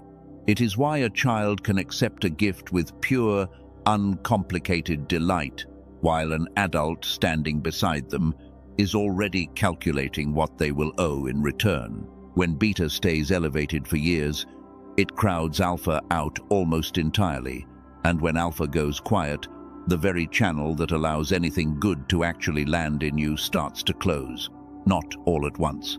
Slowly, the way a door swings shut, so gradually, you never notice the exact moment it finally clicked. This exact pattern kept surfacing over and over, across so many different lives that carried nothing else in common, until it finally earned a name of its own. I call it the stress signal. Not simply stress in the ordinary sense of the word, a specific, measurable pattern, beta crowding out alpha until the very channel built for receiving quietly closes, leaving a person who wants, prays, and works standing in front of good things they can no longer let in. There is a researcher who spent years studying this exact pattern from a different tradition entirely than the one behind the first frequency. Dr. Stephen Newton, a former Stanford neuroscientist who eventually broke away from the established academic path to release this research more widely, spent his career studying what happens inside the brain when beta activity refuses to stand down. His work, alongside research coming out of institutions including Boston University and other research institutions, describes precisely this closing of the receiving channel, the exact mechanism behind the reflex you have been living with for years. I want to be honest with you here, the same honesty I promised at the very start. Dr. Newton and the researcher behind the first frequency never worked together. They come from entirely separate corners of this field, studying entirely separate questions, and only later did the shape of what they each found begin to look like two halves of the exact same picture. That independence is part of why I trust the pattern as deeply as I do. Here is the part I think you already sensed, somewhere underneath everything, long before I said it out loud. A child receiving a gift does not pause first to ask whether it has earned that gift. It simply receives, fully, without the calculation adulthood eventually installs. That is not naivety. That is an open reception channel, doing exactly what it was built to do, and it is precisely the thing the stress signal quietly closes in almost everyone who grows up inside a world that rewards constant vigilance over open hands. So here is the fuller shape of what has been happening to you, chosen one, and I want you to feel the weight of it settle fully before we go any further. It was never that you failed to notice the door.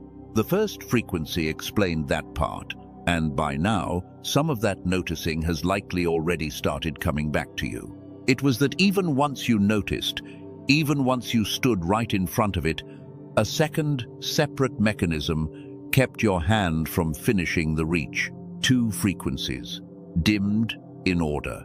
The first kept you from seeing the door at all. The second keeps your hand from finishing the reach, even after you have already seen it clearly. That is the whole shape, chosen one, finally complete, finally named in full. I want to give you more specific pictures because the stress signal hides in details, not in generalities. And details are where you will finally catch it operating in your own life.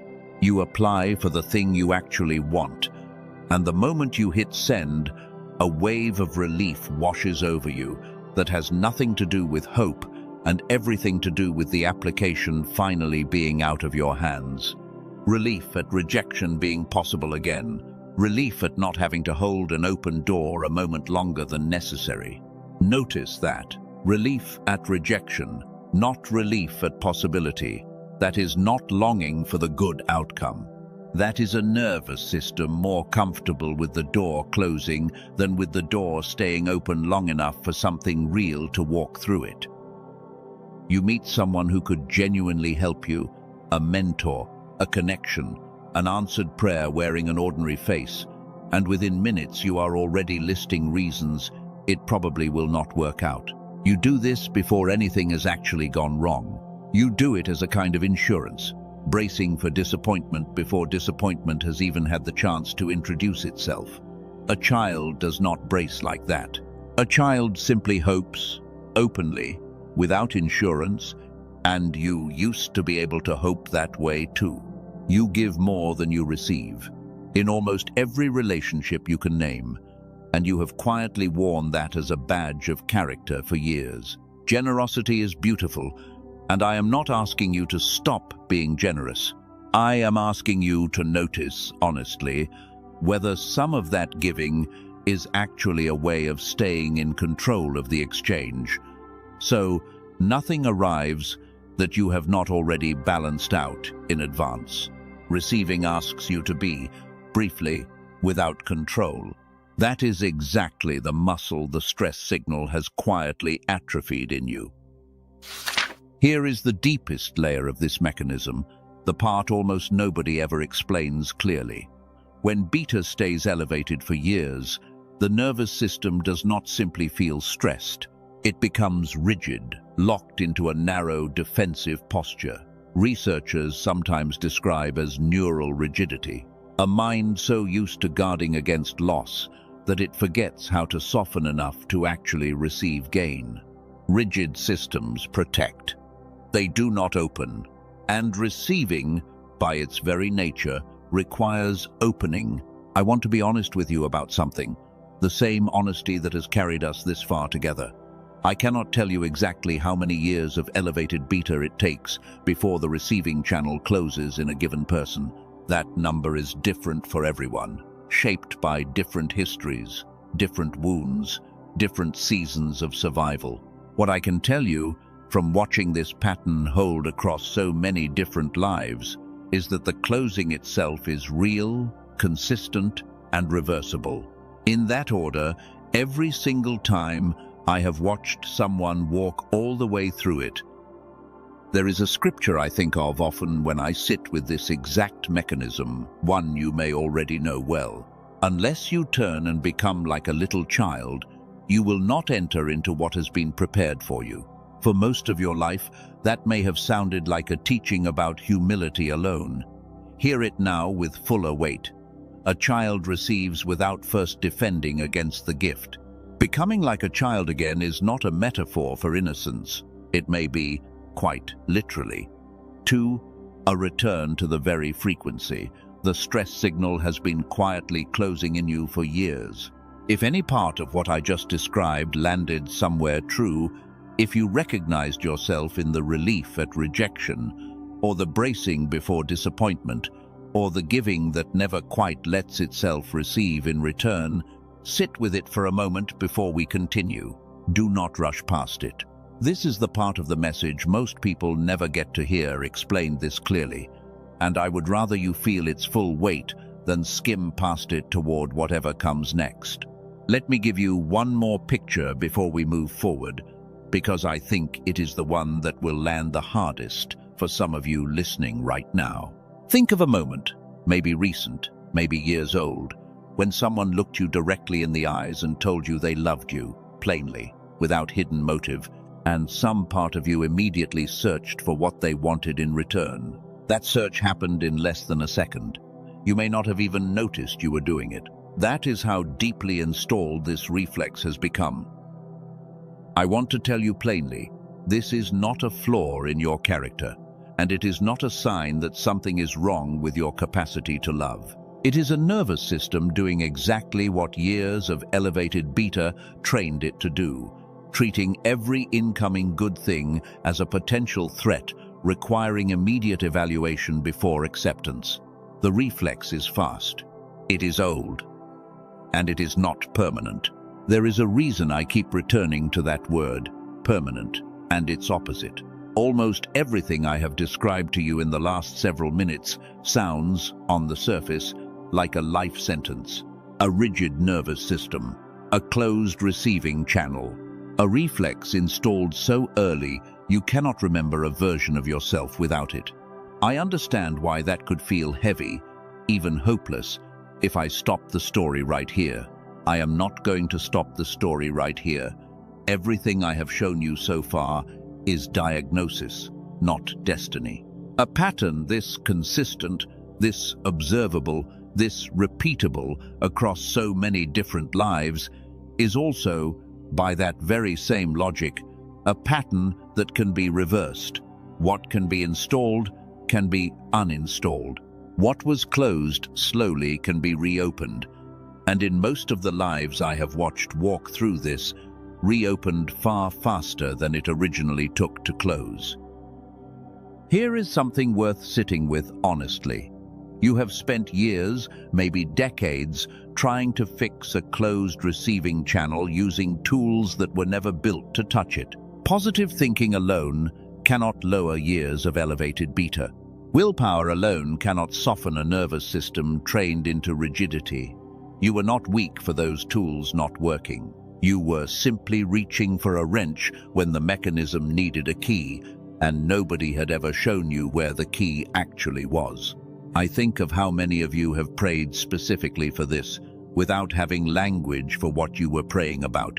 Lord, help me receive what you are trying to give me. Help me stop pushing away the very things I have asked you for. If that prayer sounds familiar, even faintly, hold on to it, because we are about to walk directly into the answer it has been waiting for. The stress signal is not a punishment, and it was never a verdict on your worthiness to receive good things. It is a mechanism, physical, observable, and reversible, the same way the decline effect was a mechanism and not a verdict. Two mechanisms, one order.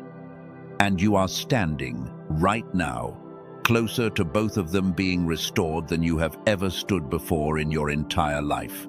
Hold both names in your mind for a moment, chosen one.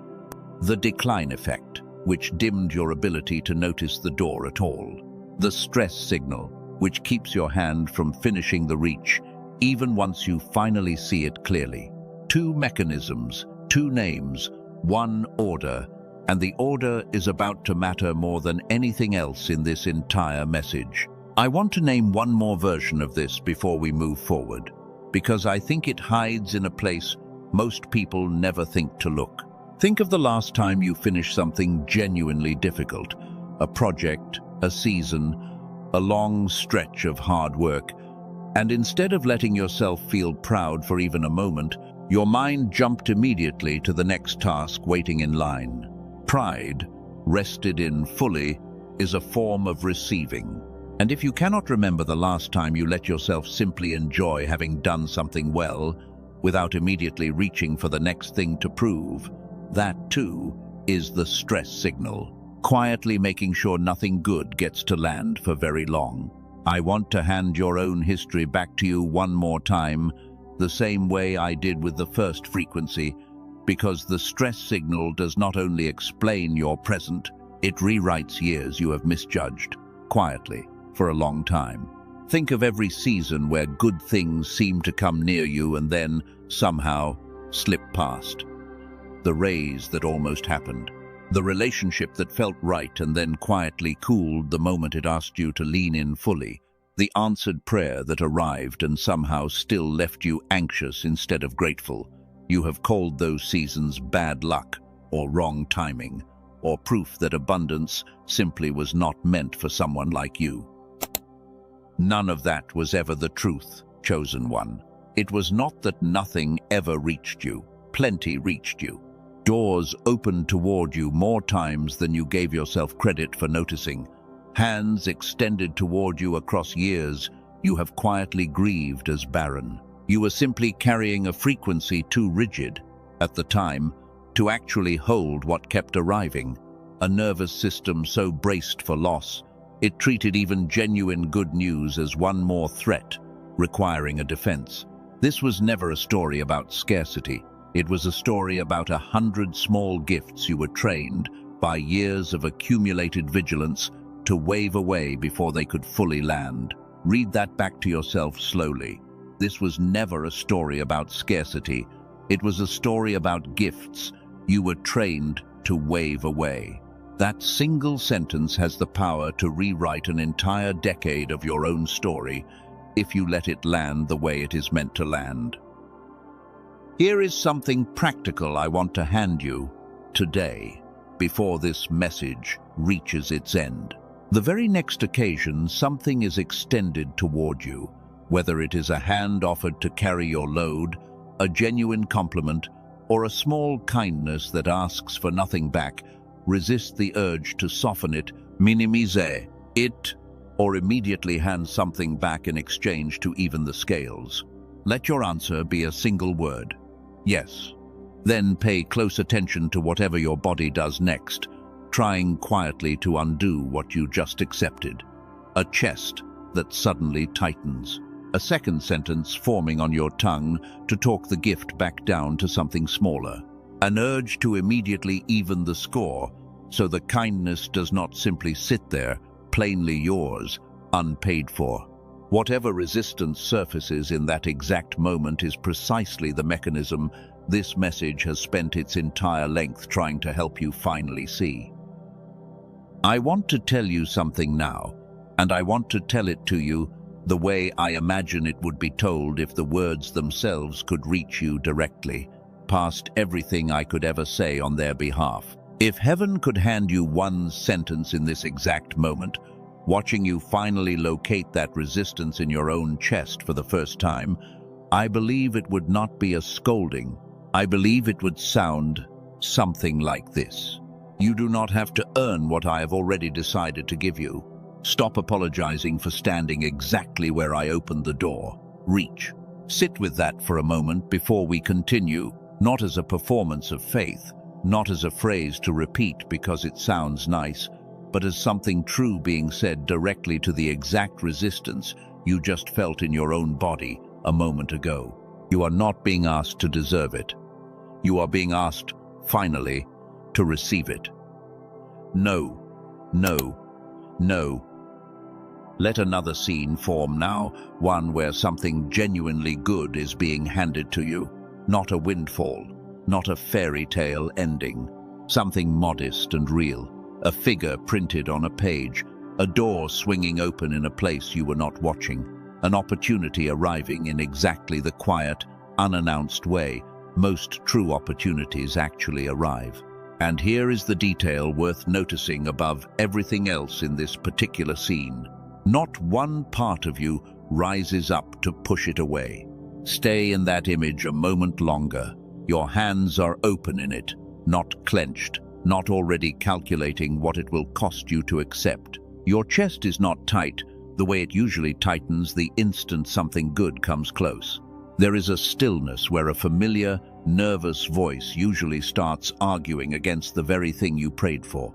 That stillness is not indifference. That stillness is what a fully open receiving channel actually feels like, and you have almost forgotten it was ever available to you. Now hold two versions of yourself side by side for a moment. One has spent an entire life reaching, praying, working, hoping, and quietly deflecting almost everything that finally arrived.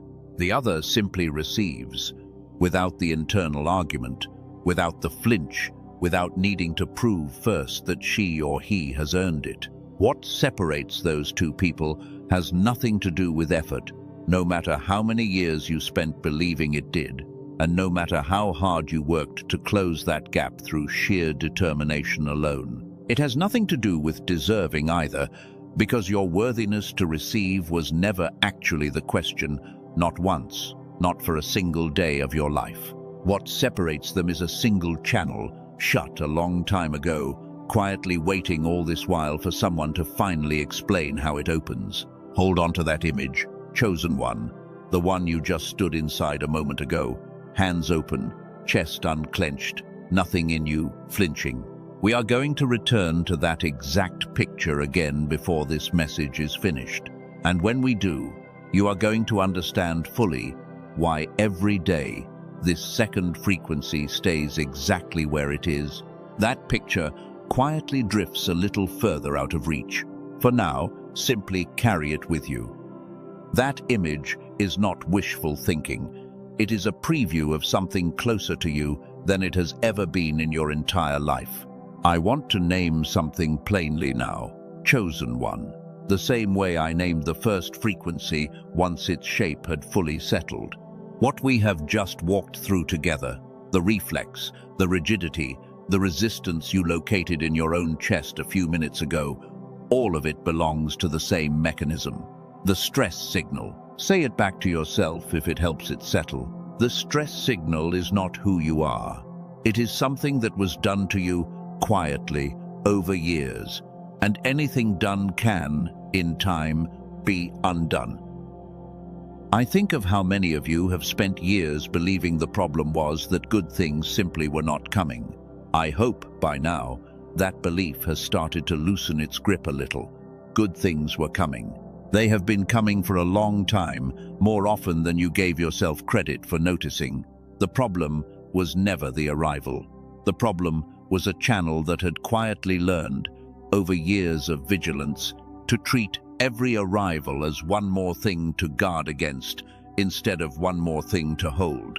There is a strange kind of grief that comes with realizing this, and I do not want to rush you past it. Grief for the years spent flinching away from things you had genuinely prayed for.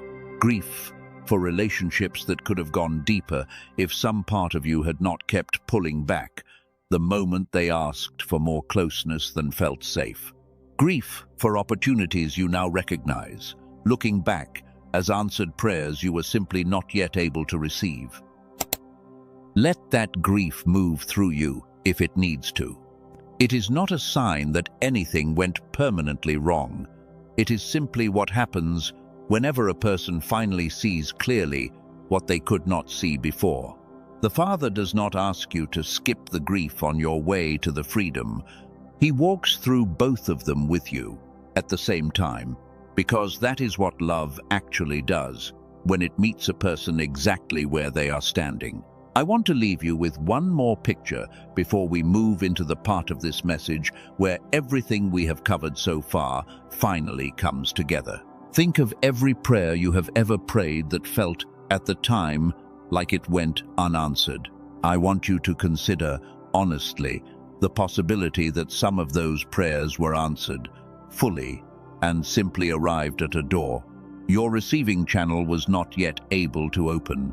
That is not meant to add more grief to what you are already carrying. It is meant to hand you back something far more valuable than grief. Hope, grounded in mechanism rather than wishful thinking, that what was closed can be reopened, and what arrived too early for you to receive it can still, even now, be received in full.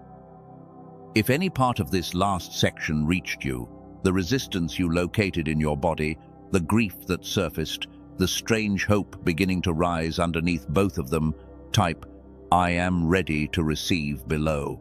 Let your own hand mark the moment you stopped flinching away from something this true. There is one more detail I want to name, small and specific, because I think it belongs to more of you than you might expect. Some of you keep a mental list, quietly, of everyone you owe something to, a favor, a kindness, a moment someone showed up for you when you needed it most.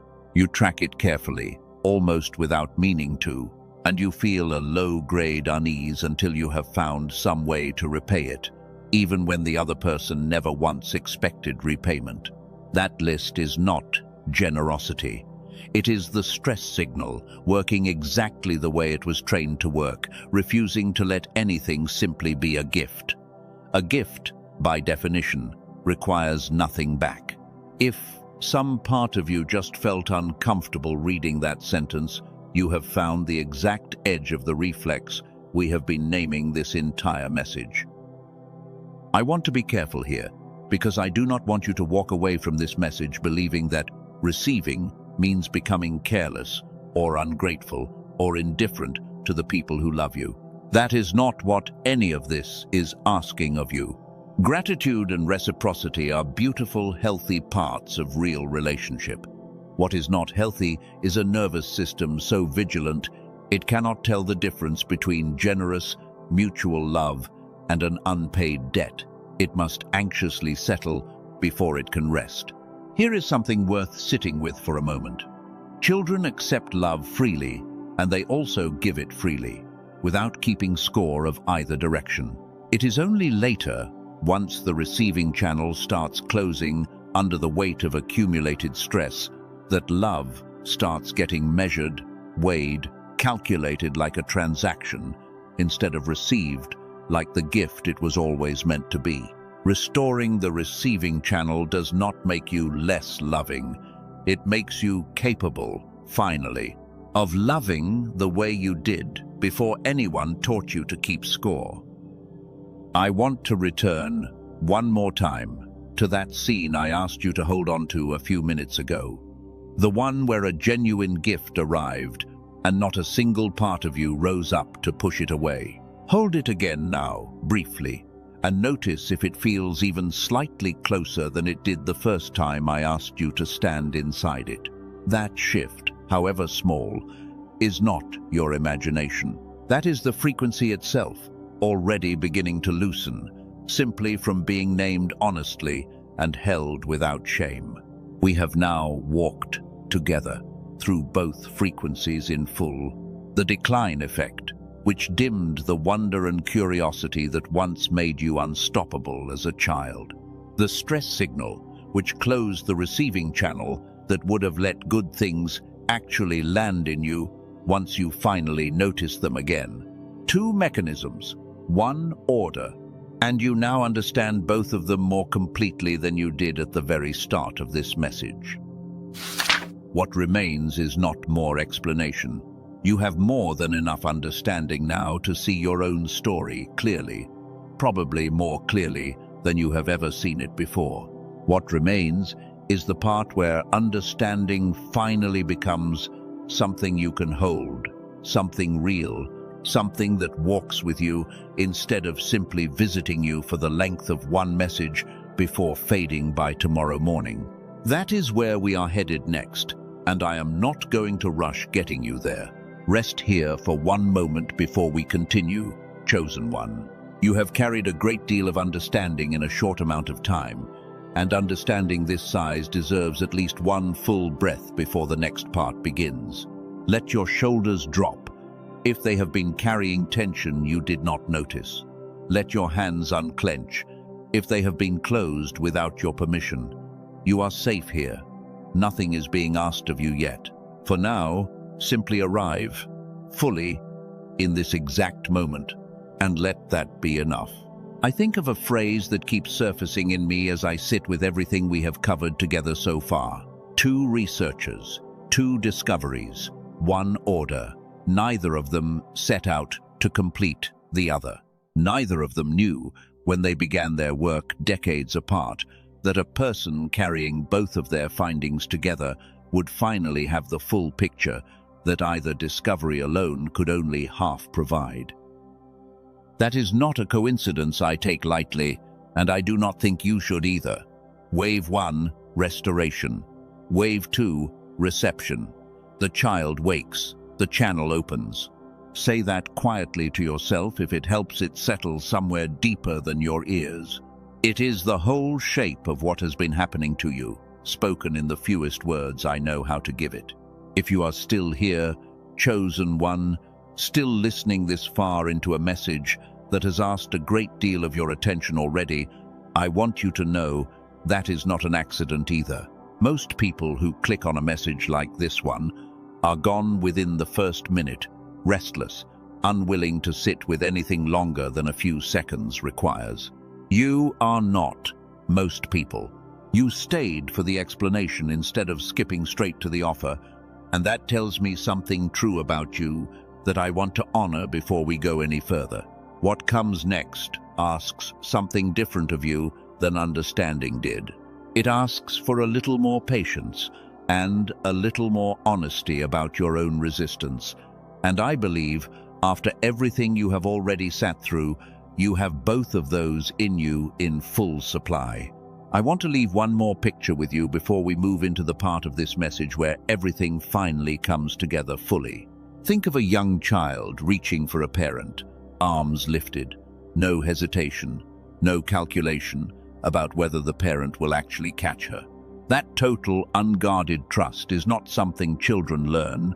It is something they start with, and something the years, slowly, teach them to question. You started with it too, once. It is still in you, underneath everything, waiting for the exact same permission that child gave herself, without even thinking about it. There is one more voice I want to address before we go any further, chosen one, because I suspect it has been quietly present under everything else you have felt in the last several minutes. It sounds something like this. This is for people who are ready. I am not ready. This is for people who have already done the work. I am still so far behind. I want to meet that voice directly, gently, the way you would meet a frightened child rather than argue with an opponent. You think this is for people who are already prepared to receive it. Hear me clearly. It is for people who are willing to admit they are not prepared yet, and are willing to be honest about that instead of performing a readiness they do not actually feel. That willingness, the honest admission that you are not there yet, is not disqualification. It is the doorway itself. A child receiving a gift does not first check whether she has earned it. She simply reaches out both hands.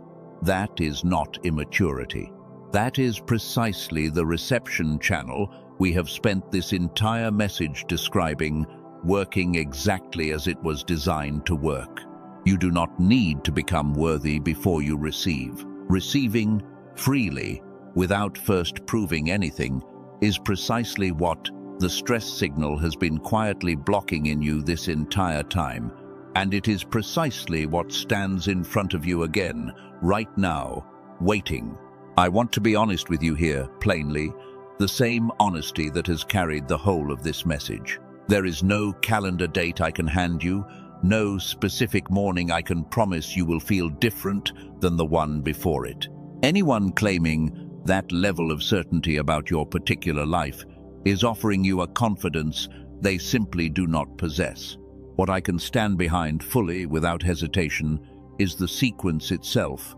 Restoration before reception, a pattern I have watched hold steady across more lives than I could ever count, without a single exception.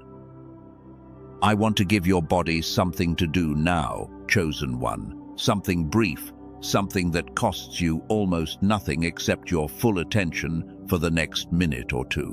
Wherever you are sitting right now, let your hands rest open, palms gently upward, the way you would hold something small and precious without gripping it. Picture a room, simple, quiet, unremarkable in almost every way. In that room, a child is standing near a door. The child has already woken. She is curious again, noticing things, alive in a way she has not been in years. But her hand is still closed, resting at her side, and the door in front of her, though unlocked, has not yet been asked to open. Here is the reframe I want you to sit inside for a moment. This was never about stretching further, straining harder, reaching past your own limits to grab hold of something before it disappears again. Something with your name already on it is being placed directly into your hands, and for perhaps the first time in a very long while, all that is being asked of you is to close your fingers around it. Let your hand, the actual hand resting in your lap or on the table in front of you, open just slightly further than it already is. Let your breath out slowly, all the way you would release something you have been holding far too tightly for far too long. Let your shoulders drop, even half an inch, even for a second. Notice what shifts in your chest when you do. That shift, however small it felt, was not imagination. That was your own body, briefly, practicing the exact motion this entire message has been building toward. Receiving without a fight, without a flinch, without needing to earn it first. You just did it, however briefly. You can do it again. If you felt anything at all in that moment, even the smallest loosening, type "My hands are open below," and let it be proof that your own body already knows how to do the very thing we have spent this whole message explaining. Here is a question worth sitting with honestly, chosen one, because I do not think I have asked it plainly enough yet. Both frequencies now have names in your mouth. You could sit down tonight and explain either mechanism to a stranger clearly enough for them to follow every word of it. So, here is the puzzle worth staying with for a moment. Why has all of that new understanding not yet rearranged a single thing about how tomorrow actually feels? Picture tomorrow morning for a moment, honestly, without romanticizing it. If nothing else moves besides the understanding you now carry, your chest will very likely greet the day in almost the same way it always has. That is not a failure of what you have learned. It simply reveals where the real work was never going to happen. Insight can point directly at a locked door and describe its hinges in perfect detail. Insight has never once, by itself, turned the handle. Let me say plainly, in the simplest words I know how to use, everything we have covered across this entire message, so that even someone who only heard this one part would understand it in full. Two separate frequencies dimmed inside you, years apart, and they dimmed in a specific sequence. The wonder went quiet first, the curiosity, the very ability to notice a door the moment it opened. The receiving closed second, the ability to actually walk through a door once you had already seen it clearly. And no amount of work on that second piece was ever going to hold while the first piece stayed dark underneath it. Restoration comes first. Reception comes second. That order is not negotiable, and it is not accidental. Here is what all of that gives you. Once both halves are finally restored, in the correct order, together. Not simply a better mood, or a temporary boost of motivation that fades by next week. A full return to the state you were born into, curious, open, capable of both noticing wonder and receiving it fully when it arrives. There is a name for that complete return, one I gave you earlier, and I want you to hear it again now, fully settled into everything you understand at this point. Child-mind reversal. Both frequencies restored in sequence until the person who existed before either one dimmed is standing fully awake again in your own life right now. And here, finally, is who that makes you. Not a project to be fixed, not a case study in what went wrong. A chosen one, a child of light, carrying a story that makes complete sense for the very first time, not because anything about you needed changing, but because two things inside you were finally understood in the order they were always meant to be understood. Everything you just understood is genuinely true. Truth, all by itself, has never yet been the thing that unlocked a single closed hand. I want to slow down here for a moment, chosen one, because what we have just named deserves more than a passing sentence before we move forward. Sit with the phrase child-mind reversal for a moment, not as a term to memorize, but as a description of something that has already begun happening inside you over the course of this very message. You are not the same person you were when this message started. Some part of the dimmed light has already flickered back on, simply from being spoken to honestly, without shame, for the first time in longer than you can remember. I think of how many of you came into this message carrying a private theory about yourselves, something you never quite said out loud, that maybe you were simply not the kind of person good things happen to. I want to address that theory directly, one final time, before we move into the next part of what I have to share with you. That theory was never true. It was never based on your worth, your effort, or your faith. It was based on a sequence misunderstood, and a sequence, once understood, can always be corrected. There is a kind of exhaustion that lifts the moment a person finally understands why they have been tired, even before anything in their circumstances has changed. I hope some of that lifting has already begun in you, right now, in this exact moment. Not because your circumstances have shifted yet, because the story you have been telling yourself about why they have not shifted has finally been replaced with something true. I want to say one more thing about the grief some of you may still be carrying from earlier in this message, the grief of years spent misunderstanding your own story. Grief and gratitude are allowed to sit in the same chest at the same time. You do not have to resolve one before the other is permitted to exist. Let them both be here together. As we move toward the part of this message where everything we have named finally becomes something you can actually hold on to every single day, in a form small enough to fit into an ordinary life. Before we go there, I want to ask you to notice one more time exactly where you are standing right now, at this precise moment. Having heard everything you have heard, you are not the same person who clicked on this message. Some part of you has already begun the very restoration we have spent this entire time describing, simply through understanding, simply through being told the truth about yourself, clearly, without shame, for what may be the first time in years. That is not nothing, that is the beginning of everything. And what comes next is simply the way that beginning gets carried forward every day, in a form small enough to actually live inside an ordinary life, instead of remaining a beautiful idea you heard once and slowly forgot. I want to speak for a moment to those of you who have been quietly comparing your own timeline to someone else. The entire time you have been listening, wondering why a breakthrough that seemed to come easily for another person has taken you years longer to even understand.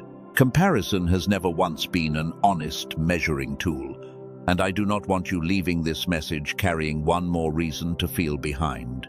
Some children wake earlier than others, some receiving channels close more tightly than others, shaped by different wounds, different seasons, different weights carried at different ages. None of that changes the sequence itself. Restoration first, reception second, holds true whether your particular story took 2 years to reach this moment or 20. The order does not punish slowness. It simply asks to be followed whenever you finally arrive at it. I think many of you have quietly wondered, at some point in the last several minutes, whether you are actually one of the people this message was written for, or whether you are simply listening in on something meant for someone else. I want to answer that plainly. If you have stayed this long, if any part of what has been said has made your chest tighten or loosen or ache with recognition, you are exactly who this was written for. Not a hypothetical chosen one somewhere out there. You, specifically, right now, in whatever room you are sitting in as you hear this. There is a stillness available to you right now that was not available to you at the start of this message, even if your circumstances have not changed by a single detail since then. That stillness is not nothing. It is the first evidence of a channel beginning to loosen, a light beginning to turn back up, a sequence beginning to correct itself, simply from finally being understood in the order it was always meant to be understood. I want to hold that stillness with you for one more moment before we move forward together, because what comes next is going to ask you to carry all of this: understanding, grief, hope, and this quiet, new stillness into something practical enough to live inside an ordinary Tuesday. 2 frequencies, understood. 2 frequencies waiting to be restored in order every single day in a form small enough to fit into whatever life you are already living. I am not going to leave you here holding only understanding and nothing to actually do with it. Understanding without a path forward becomes, eventually, just one more thing you knew and did not use. One more insight that faded by next week, the way so many insights do. I care too much about what has happened in you over these last several minutes to let that be the ending of this story. What comes next is the part where everything you now understand becomes something you can actually hold every single day in your own hands, starting as soon as today, if your spirit confirms it is time. I want to remind you, one final time before we move forward, of the 2 names that have been resting beneath this message the entire time we have been walking through all of this together.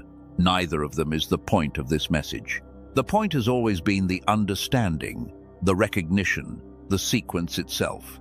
But now that the understanding is fully in place, the 2 tools built specifically to carry that sequence into your everyday life deserve to be introduced to you properly, in full, the way you would introduce a close friend rather than a stranger. Everything we have walked through together up to this point was free, and it will remain yours regardless of anything that happens in the next several minutes. I want to say that plainly, because I never want you to feel that the understanding itself was simply bait for what comes next. It was not. It was the truth, given freely, because you deserve to finally understand your own story clearly, whether or not you ever look at anything beneath this message. What comes next is simply an invitation, offered gently, to those whose spirit confirms it is time to carry this sequence forward in a form built specifically to hold it. I want to leave you with one more honest thought before we cross into the part of this message where everything gets carried forward practically. Somewhere in the last several minutes, understanding arrived in you, quietly, without fanfare, the way real change most often arrives. You may not feel dramatically different yet, and that is completely expected. Understanding is the seed, not the harvest.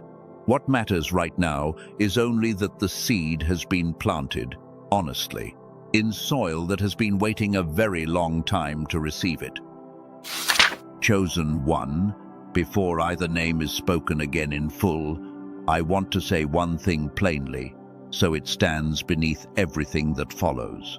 You were born carrying both frequencies fully alive, wonder and reception, together undivided, the way every child carries them before the world ever asks otherwise of them.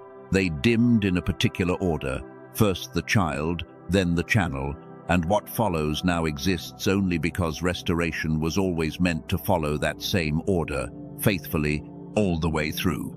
2 small pieces of this journey were placed in front of you earlier, quietly, without pressure.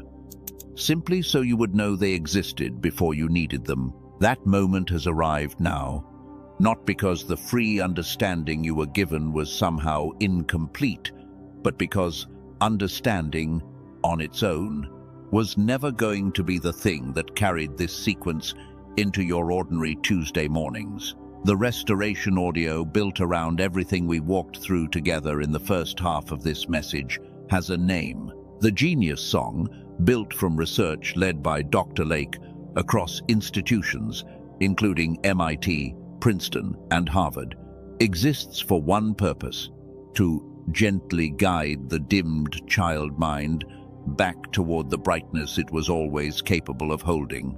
7 minutes. Nothing to learn.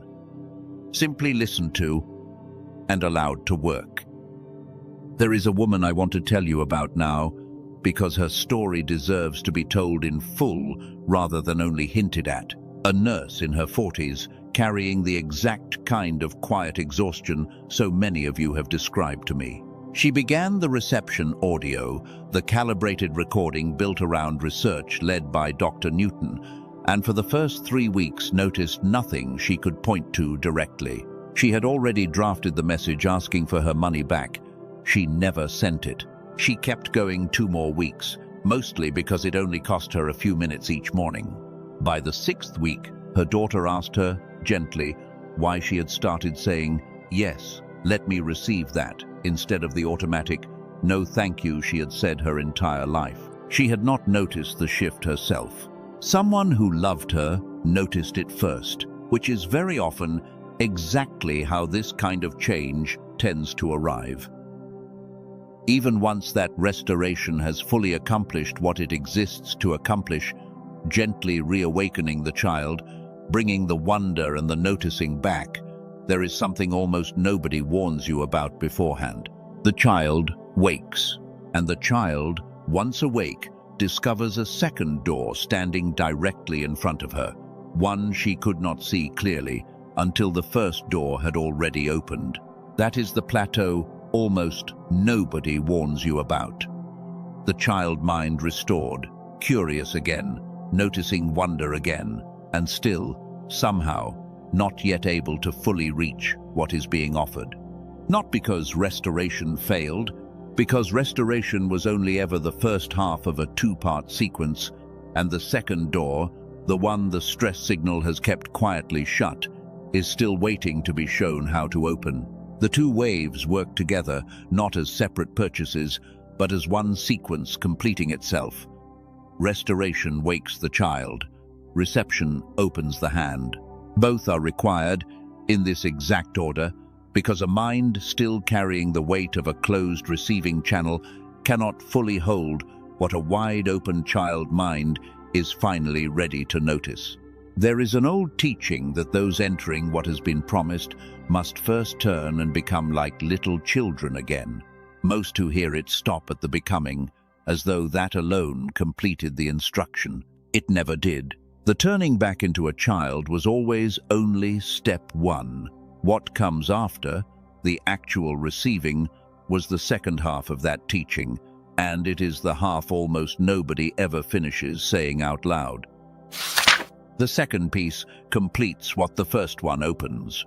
The wealth signal, 5 minutes, calibrated specifically around lowering the elevated beta activity behind the stress signal and restoring the alpha state where genuine receiving happens, comes paired with something older. A 9-word script, a technique drawn from an ancient practice, used here simply as a tool, without attaching itself to any single tradition.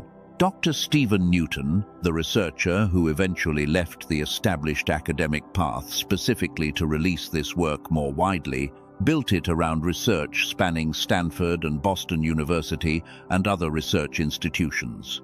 Where the first audio wakes the child, this one opens the hand. Compliments received instead of deflected. Opportunities said yes to instead of quietly talked out of. A door finally walked through instead of only stood in front of. The way you have stood in front of so many doors before this one. Some of you are already asking, quietly, why this requires 2 things instead of 1. Fair question, and I promised you honesty this entire message, so let me answer it in full. You keep arriving at the door without crossing it, not from unworthiness, but because 2 frequencies were dimmed in order. 1 alone cannot finish what 2, in sequence, were always meant to do together. The child alone still cannot fully receive. The receiving alone has nothing yet awake enough to notice what is being offered. I want to acknowledge something honestly before we go further, because I do not want to rush past a real and reasonable concern. Beginning something new is a genuine commitment, even a gentle one, and committing to anything new deserves real thought rather than impulse. What I can tell you plainly is the shape of what this commitment actually asks of you. A few quiet minutes each day, nothing more, no equipment, no ongoing obligation stacked on top of another. Whatever hesitation remains after that, the guarantee ahead was built specifically to carry it. So here, finally, is the whole path laid out in front of you plainly, the way a path should be shown rather than sold.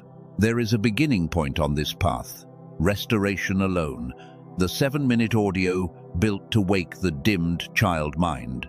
And, for those simply starting the journey, that beginning is honored fully, exactly where it is. There is a second point, reception alone, for the rare few whose child never fully slept in the first place, only the receiving channel closed. And then there is the whole path, complete restoration, both waves together, 12 minutes a day, walking the entire sequence exactly the way it was always meant to be walked. This is not the expensive option in a menu of equal choices. This is the path itself, the conclusion the whole of this message has been walking toward from its very first sentence. The child wakes and the child receives, not one or the other, both in order, until the full kingdom promised in that ancient teaching finally becomes something lived rather than something only understood. Alongside the complete path, 2 gifts travel with you. Genius Child, built specifically to protect the next generation from ever needing this same restoration later in life, walks beside the first wave. 20 Wealth Signal Success Stories, a living record of people who walked this exact sequence before you, walks beside the second. Together with the rest of what accompanies this path, the full value carried alongside it comes to $418, given freely to everyone who begins. Here is what stands behind all of it. 90 days to walk this path fully, and if for any reason it has not done what it promised, every dollar returned in full. No conditions, no need to send anything back, and every gift already given stays yours, regardless. According to the publisher, 18,366 people have walked the restoration wave already, and 19,583 have walked the reception wave, and fewer than 5 in 100 have ever asked for their money back. Nothing to learn here, no discipline to build from nothing, only listening. A few quiet minutes each morning, delivered straight to your inbox the moment your spirit confirms it is time. No shipping, no ongoing charges of any kind. Compare that to a single weekend retreat, or a paid meditation app billed every single month, or a season of coaching calls stretched across many weeks. 12 minutes a day stands in an entirely different category than any of those. That scene you stood inside a few minutes ago, hands open, chest unclenched, nothing in you flinching away from what was being offered, drifts a little further out of reach. With every day, these 2 frequencies stay exactly where they already are, not a threat. A cost, honestly named, the same way any honest teacher would name it. The version of you who receives easily is not waiting somewhere far off. She is one restored sequence away from where you are sitting right now, and every day of delay is simply one more day she waits a little longer for you to arrive. Everything belongs together in one place, both original audios, built on real research, real names, real institutions. Every gift already described, the full guarantee standing behind all of it. Nothing counterfeit, nothing borrowed, nothing assembled from somewhere else. One complete path, gathered fully, resting quietly beneath this very message, ready for whichever soul it was always meant for. Let your body settle for one small moment, one breath in, one breath out, slow, all the way. And ask yourself honestly, without performing an answer for anyone, which sentence sounds more true of you right now? The child in me has been asleep for a very long time. Or the child in me is already awake and simply has not yet been shown how to receive what is being offered. Your own spirit already knows which one is true. You do not need me to tell you. You only need to let yourself hear it. Whichever answer surfaced, the paths are placed beneath this message, in the description, in the pinned comment, resting quietly exactly where they belong. Both are there. All three roads are there. Your spirit already knows which door is calling your name, and permission to walk through it was never something you needed to earn. And for those of you the road asks to go further, 2 more companions travel just beyond this one. The youthful brain, an amplified version of the restoration wave, and the wealth signal accelerator, built to open the receiving channel even faster than the original wave alone. Both simply wait for you on the other side of this door, never before it. The original path is already whole, complete in itself, needing nothing added to finish what it promises. These 2 exist only for those whose spirit confirms the road asks them to walk further still. I want to say a little more about that plateau, because I think some of you are living inside it right now, this very week, without having had the language for it until this exact moment. You prayed for wonder to return, and it has, at least in part. You feel more curious than you have in years, more open to noticing small things, more willing to believe good things are possible again. And still, somewhere underneath that new curiosity, a familiar resistance remains, quiet, stubborn, refusing to let the good things you are finally noticing actually land. That is not failure. That is the exact shape this entire message has been describing from the very beginning. The child waking is real and beautiful and worth celebrating fully. It was simply never meant to be the whole story on its own. I think of that image of the castle so many old stories return to. A bridge lowered, a gate finally standing open, and still, somewhere inside the walls, one door remaining locked, because nobody thought to ask about it until the traveler was already standing in the courtyard. The child mind restored is the lowered bridge. The receiving channel is that final door, quiet, easy to miss, and it is the one this second wave was built specifically to open. I want to be honest about something in the wealth signal itself, the same honesty that has run through this entire message. This is not a fortune-telling device, and it does not manufacture opportunities out of nothing. What it does, specifically, is lower the elevated beta activity that has been holding your receiving channel shut, so that when opportunities do arrive, and they have been arriving all along, you are finally in a state where you can actually let them land instead of instinctively deflecting them the way you have for years. Some of you are wondering, honestly, whether beginning something new right now, in whatever season of life you are currently in, is even the right timing. I want to speak to that directly, gently, without pressure. There is rarely a perfect week to begin something that matters. What there is instead is a spirit within you that already knows when it is ready, and that knowing rarely arrives as certainty. More often, it arrives as a quiet willingness to simply take the next honest step, even before every question has been fully answered. I want to say one more true thing about the guarantee standing behind all of this, because I think it deserves to be said plainly rather than rushed past. 90 days is not a marketing number chosen because it sounds generous. It is enough time to walk the entire sequence fully, both waves in order, and to know honestly whether it has done what it promised. If it has not, every dollar returns to you, no argument, no fine print working against you, and what was given to you along the way stays yours, regardless of what you decide. I have walked you through everything I came here to walk you through. Chosen one, understanding, freely given, a path, clearly shown, a guarantee, standing fully behind it. What remains now is not one more thing to understand. It is simply a door, already open, waiting to see whether your hand, finally, after everything, reaches all the way through it. You have come further in this message than most people ever come in a single sitting. chosen one, and I want you to feel the weight of that before we move into the final part of what I have to say to you. Most people scroll past a message like this within the first 30 seconds.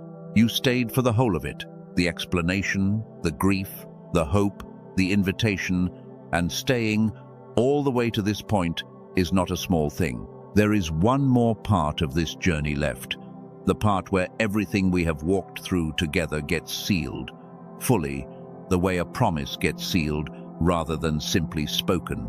Stay with me a little longer. What comes next is the part I've been walking you toward this entire time. I want to leave one more thought with you before we move into the closing of this message. Every story I have shared with you across these last several minutes belongs to someone real, someone who once sat exactly where you are sitting now, uncertain, tired, hoping this might finally be different. None of them knew, at the start, that it would be. They simply kept listening, kept showing up, one quiet morning at a time, until the shape of their own life finally caught up with what their spirit had been sensing all along. You have come the entire distance with me now, chosen one, all the way from a tear that had not yet fallen to a path now fully laid out in front of you, plainly, gently, without a single hidden step between the two. Most people who begin a message like this one do not walk it to the end. You did. That is not a small detail, and I do not want it to pass by unmarked before we close. I want to walk back through everything we have covered together, not to repeat it in full, but simply to let you feel the shape of the whole journey, one final time before it closes. You began this message believing you were simply unlucky, or slow, or somehow not the kind of person good things stay for. You leave it understanding something far truer. Two frequencies, dimmed in a particular order, neither one a punishment, both of them reversible, and both of them, by now, further along in their restoration than they were when this message began. The decline effect explained why you could not always see the door. The stress signal explained why, even once you saw it clearly, some part of you still hesitated to walk through. Neither one was ever a verdict on your worth. Both of them were simply mechanisms, waiting patiently to be understood in the correct order, and now, finally, they have been. I want you to notice, honestly, how differently that sentence sounds to you now than it would have sounded at the very start of this message. At the start, it might have sounded like one more explanation among many, another idea to file away and probably forget by morning. Now, it sounds like something closer to a mirror, a sentence that finally described a shape you have been living inside for years, without ever having the words for it. That difference, however quiet it feels right now, is the whole point of everything we have walked through together tonight. I do not know everything about the specific door standing in front of you tonight, chosen one. I do not know its shape, or its timing, or exactly what it will look like when it finally opens fully. What I do know, with the same confidence that has carried this entire message from its very first sentence, is that a door is there, closer than you have ever stood to it before, and that the two things standing between you and it are no longer mysteries. They have names now, plainly, without fog around them. You carry those names with you, wherever you go from here, into whatever room comes next. Most people move through an entire lifetime without ever being handed language this clear for what has been happening inside them. You have it now. However you choose to carry it forward, understood only, or carried further into daily practice, it belongs to you completely, freely, without condition. Nothing about what you now understand can be taken back from you. I think of everyone who has ever prayed a version of the same prayer you carried into this message tonight, worded differently, maybe never spoken out loud at all, but shaped the same way underneath. Bring back what I used to have. Help me finally receive what you have already been trying to give me. That prayer, was never lost. It was simply waiting on a mechanism, and now the mechanism has a name, and the name belongs to you as fully as anything you have ever been given. I want to acknowledge, honestly, before we close fully, that not everyone listening to this message is in the same season. Some of you are ready, right now, tonight, to take the next step fully. Some of you need more time simply to sit with everything you have just heard before doing anything else with it at all. Both are honest responses, and neither one makes you less chosen than the other. The door does not close behind those who need a little longer to reach for it. Whatever season you are in tonight, I want to leave you with something steadier than excitement, because excitement fades, and what you have received here deserves to outlast a passing feeling.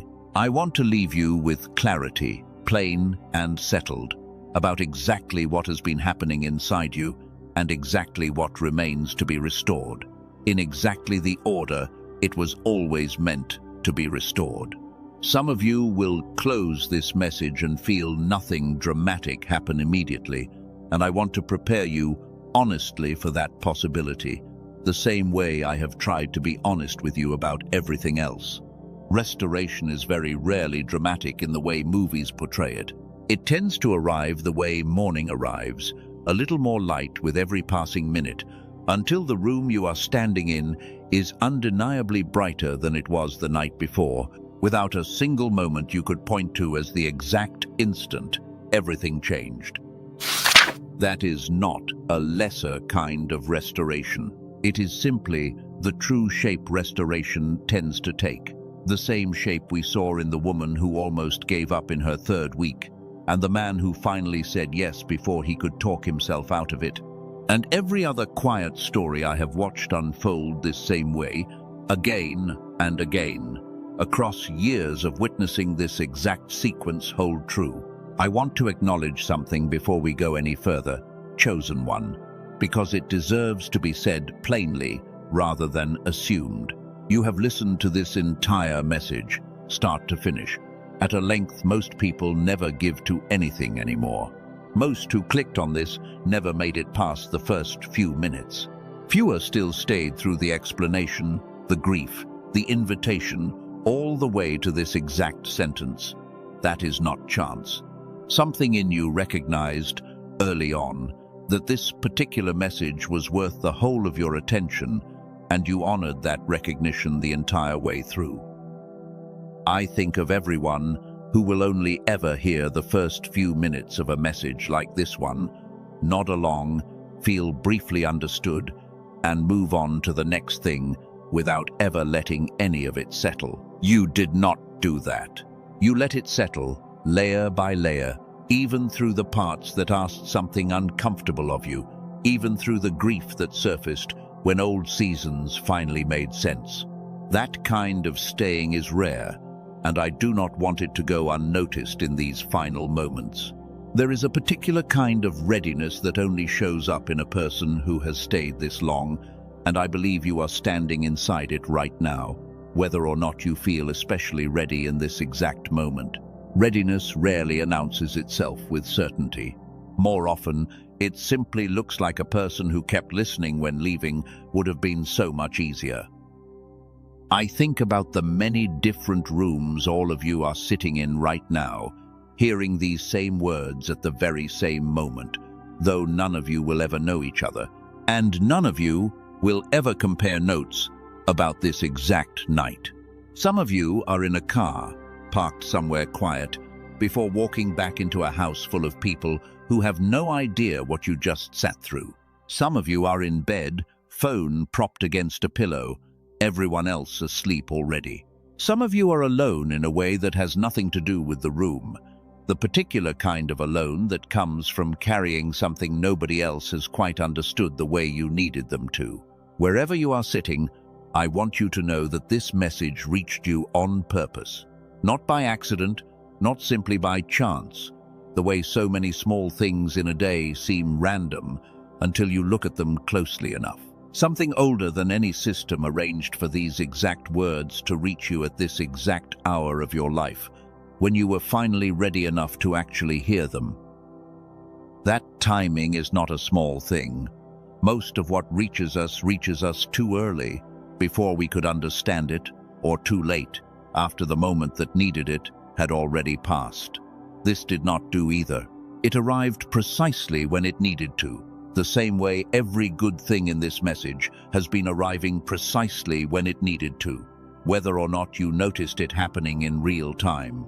There is one more thing I want to place in your hands before we come to the very end of this, something I have been carrying since the very first sentence and saving for exactly this moment. Some of you already sense what is about to be said. You have felt it building, quietly, underneath everything else this entire message has walked you through. Let us be still together for a moment, chosen one, before anything else is said. Not a still that asks something of you, a still that simply notices what is already true. The child who was in you at the very beginning of this message never actually left.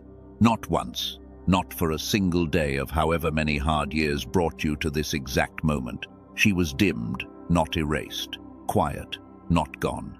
And she has been standing closer to this exact door than either of you ever fully realized, waiting patiently for a message like this one to finally arrive. I am grateful for that patience tonight, wherever you are, whatever hour this finds you in. Grateful that something in you kept praying even when the praying felt like it was disappearing into silence. Grateful that some quiet, stubborn part of you refused to fully give up on wonder, even in the years it seemed most reasonable to. That refusal was never foolishness. It was the child in you, still awake somewhere underneath everything, still waiting. I am grateful, too, for the version of you that almost did not click on this message at all. The version that scrolled past a dozen other things first, hesitated, and pressed play anyway. That small decision, so easy to overlook, was the very first step of everything that has happened since. Do not let it go unnoticed. Something in you already knew, before you understood any of the reasons, that tonight was going to matter.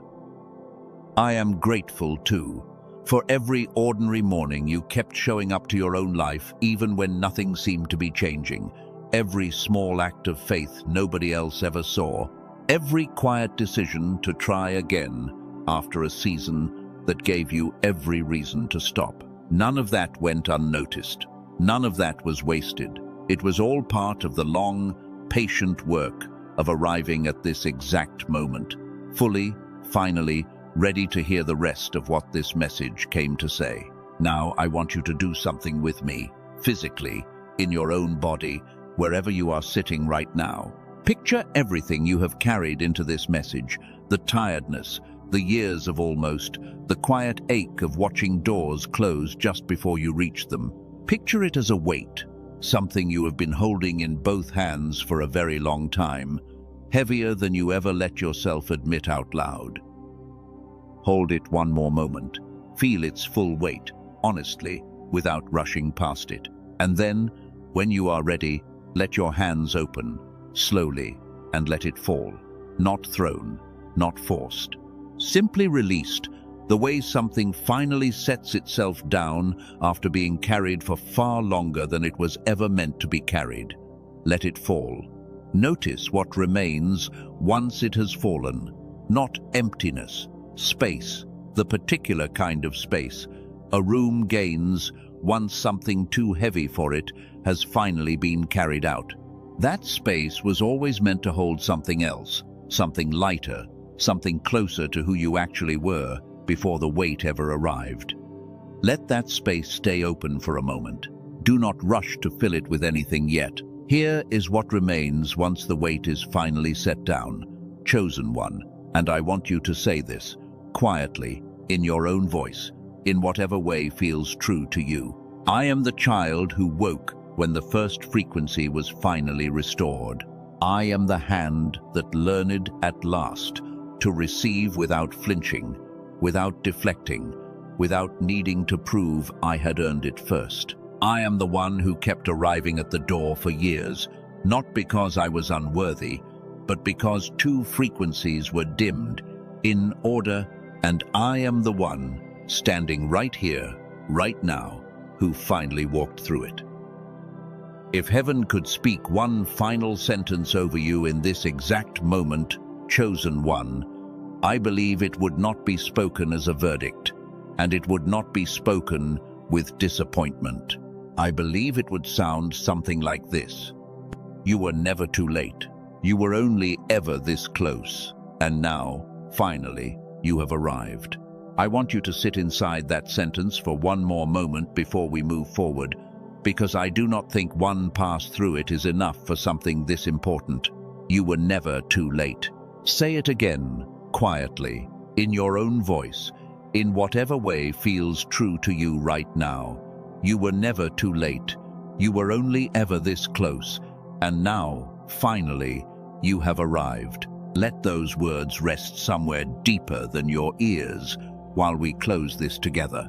If that declaration is true in you right now, even quietly, even as something you are only beginning to believe, type, I am the chosen one below. And if there is a name that just rose up in your heart while I said that, someone you love who has been standing at their own door for far too long, send this to them before you do anything else. Let this be the message that finally reaches them the way it just reached you. And so it is, chosen one, sealed, not by anything I have said, but by the sequence itself, finally restored in you, in the exact order it was always meant to be restored. Restoration first, reception second, Amen. Before you go, I want to return you one final time to a picture we stood inside together earlier in this message. Something good being offered, quietly, without fanfare, and nothing in you moving to refuse it. Hands open, chest unclenched. No argument rising up to talk you out of what was already yours. A number of you experienced that moment as an image, clear and specific, the way a dream feels clear in the second before you wake. Others among you felt it more like remembering, a feeling you had not touched in years, surfacing suddenly in the middle of an ordinary message. Your own heart already knows which it was. Whatever you are carrying with you now beneath this message, the paths are there, resting quietly, exactly where they belong. I want to say one final word to those of you who are still weighing everything you have heard tonight, still deciding what to do with it, still unsure whether tonight is the night to reach for anything beneath this message at all. That uncertainty is allowed. Nothing about what you now understand requires you to act on it before you are ready. The understanding itself is already yours, freely, completely, and it will still be true tomorrow morning, and the morning after that, whether or not you ever look at anything else connected to this message again. But if some part of you already knows, if the child in you and the hand in you have both been nodding along quietly this entire time, do not talk yourself out of what you already know simply because it arrived sooner than expected. Grace rarely waits for a convenient hour. It tends to arrive exactly when a person is finally ready enough to receive it. And if that is you, tonight, right now, there is nothing wrong with letting tonight be the night. Carry that picture with you when this message ends, chosen one, into whatever room you walk into next, into whatever conversation or silence waits for you after this. You do not have to force anything to happen tonight. You only have to remember that the door you have been standing in front of for so long was never locked from the other side. It was only ever waiting on you. Whatever happens after tonight, wherever this exact moment finds you in the story of your own life, I want you to remember one thing above everything else that has been said. You were never the problem. You were only ever the child, waiting patiently for a light to be turned back up, and the hand waiting patiently to learn how to finally open. Both are awake now. Both are yours, and nothing about that can be undone once it has been seen this clearly.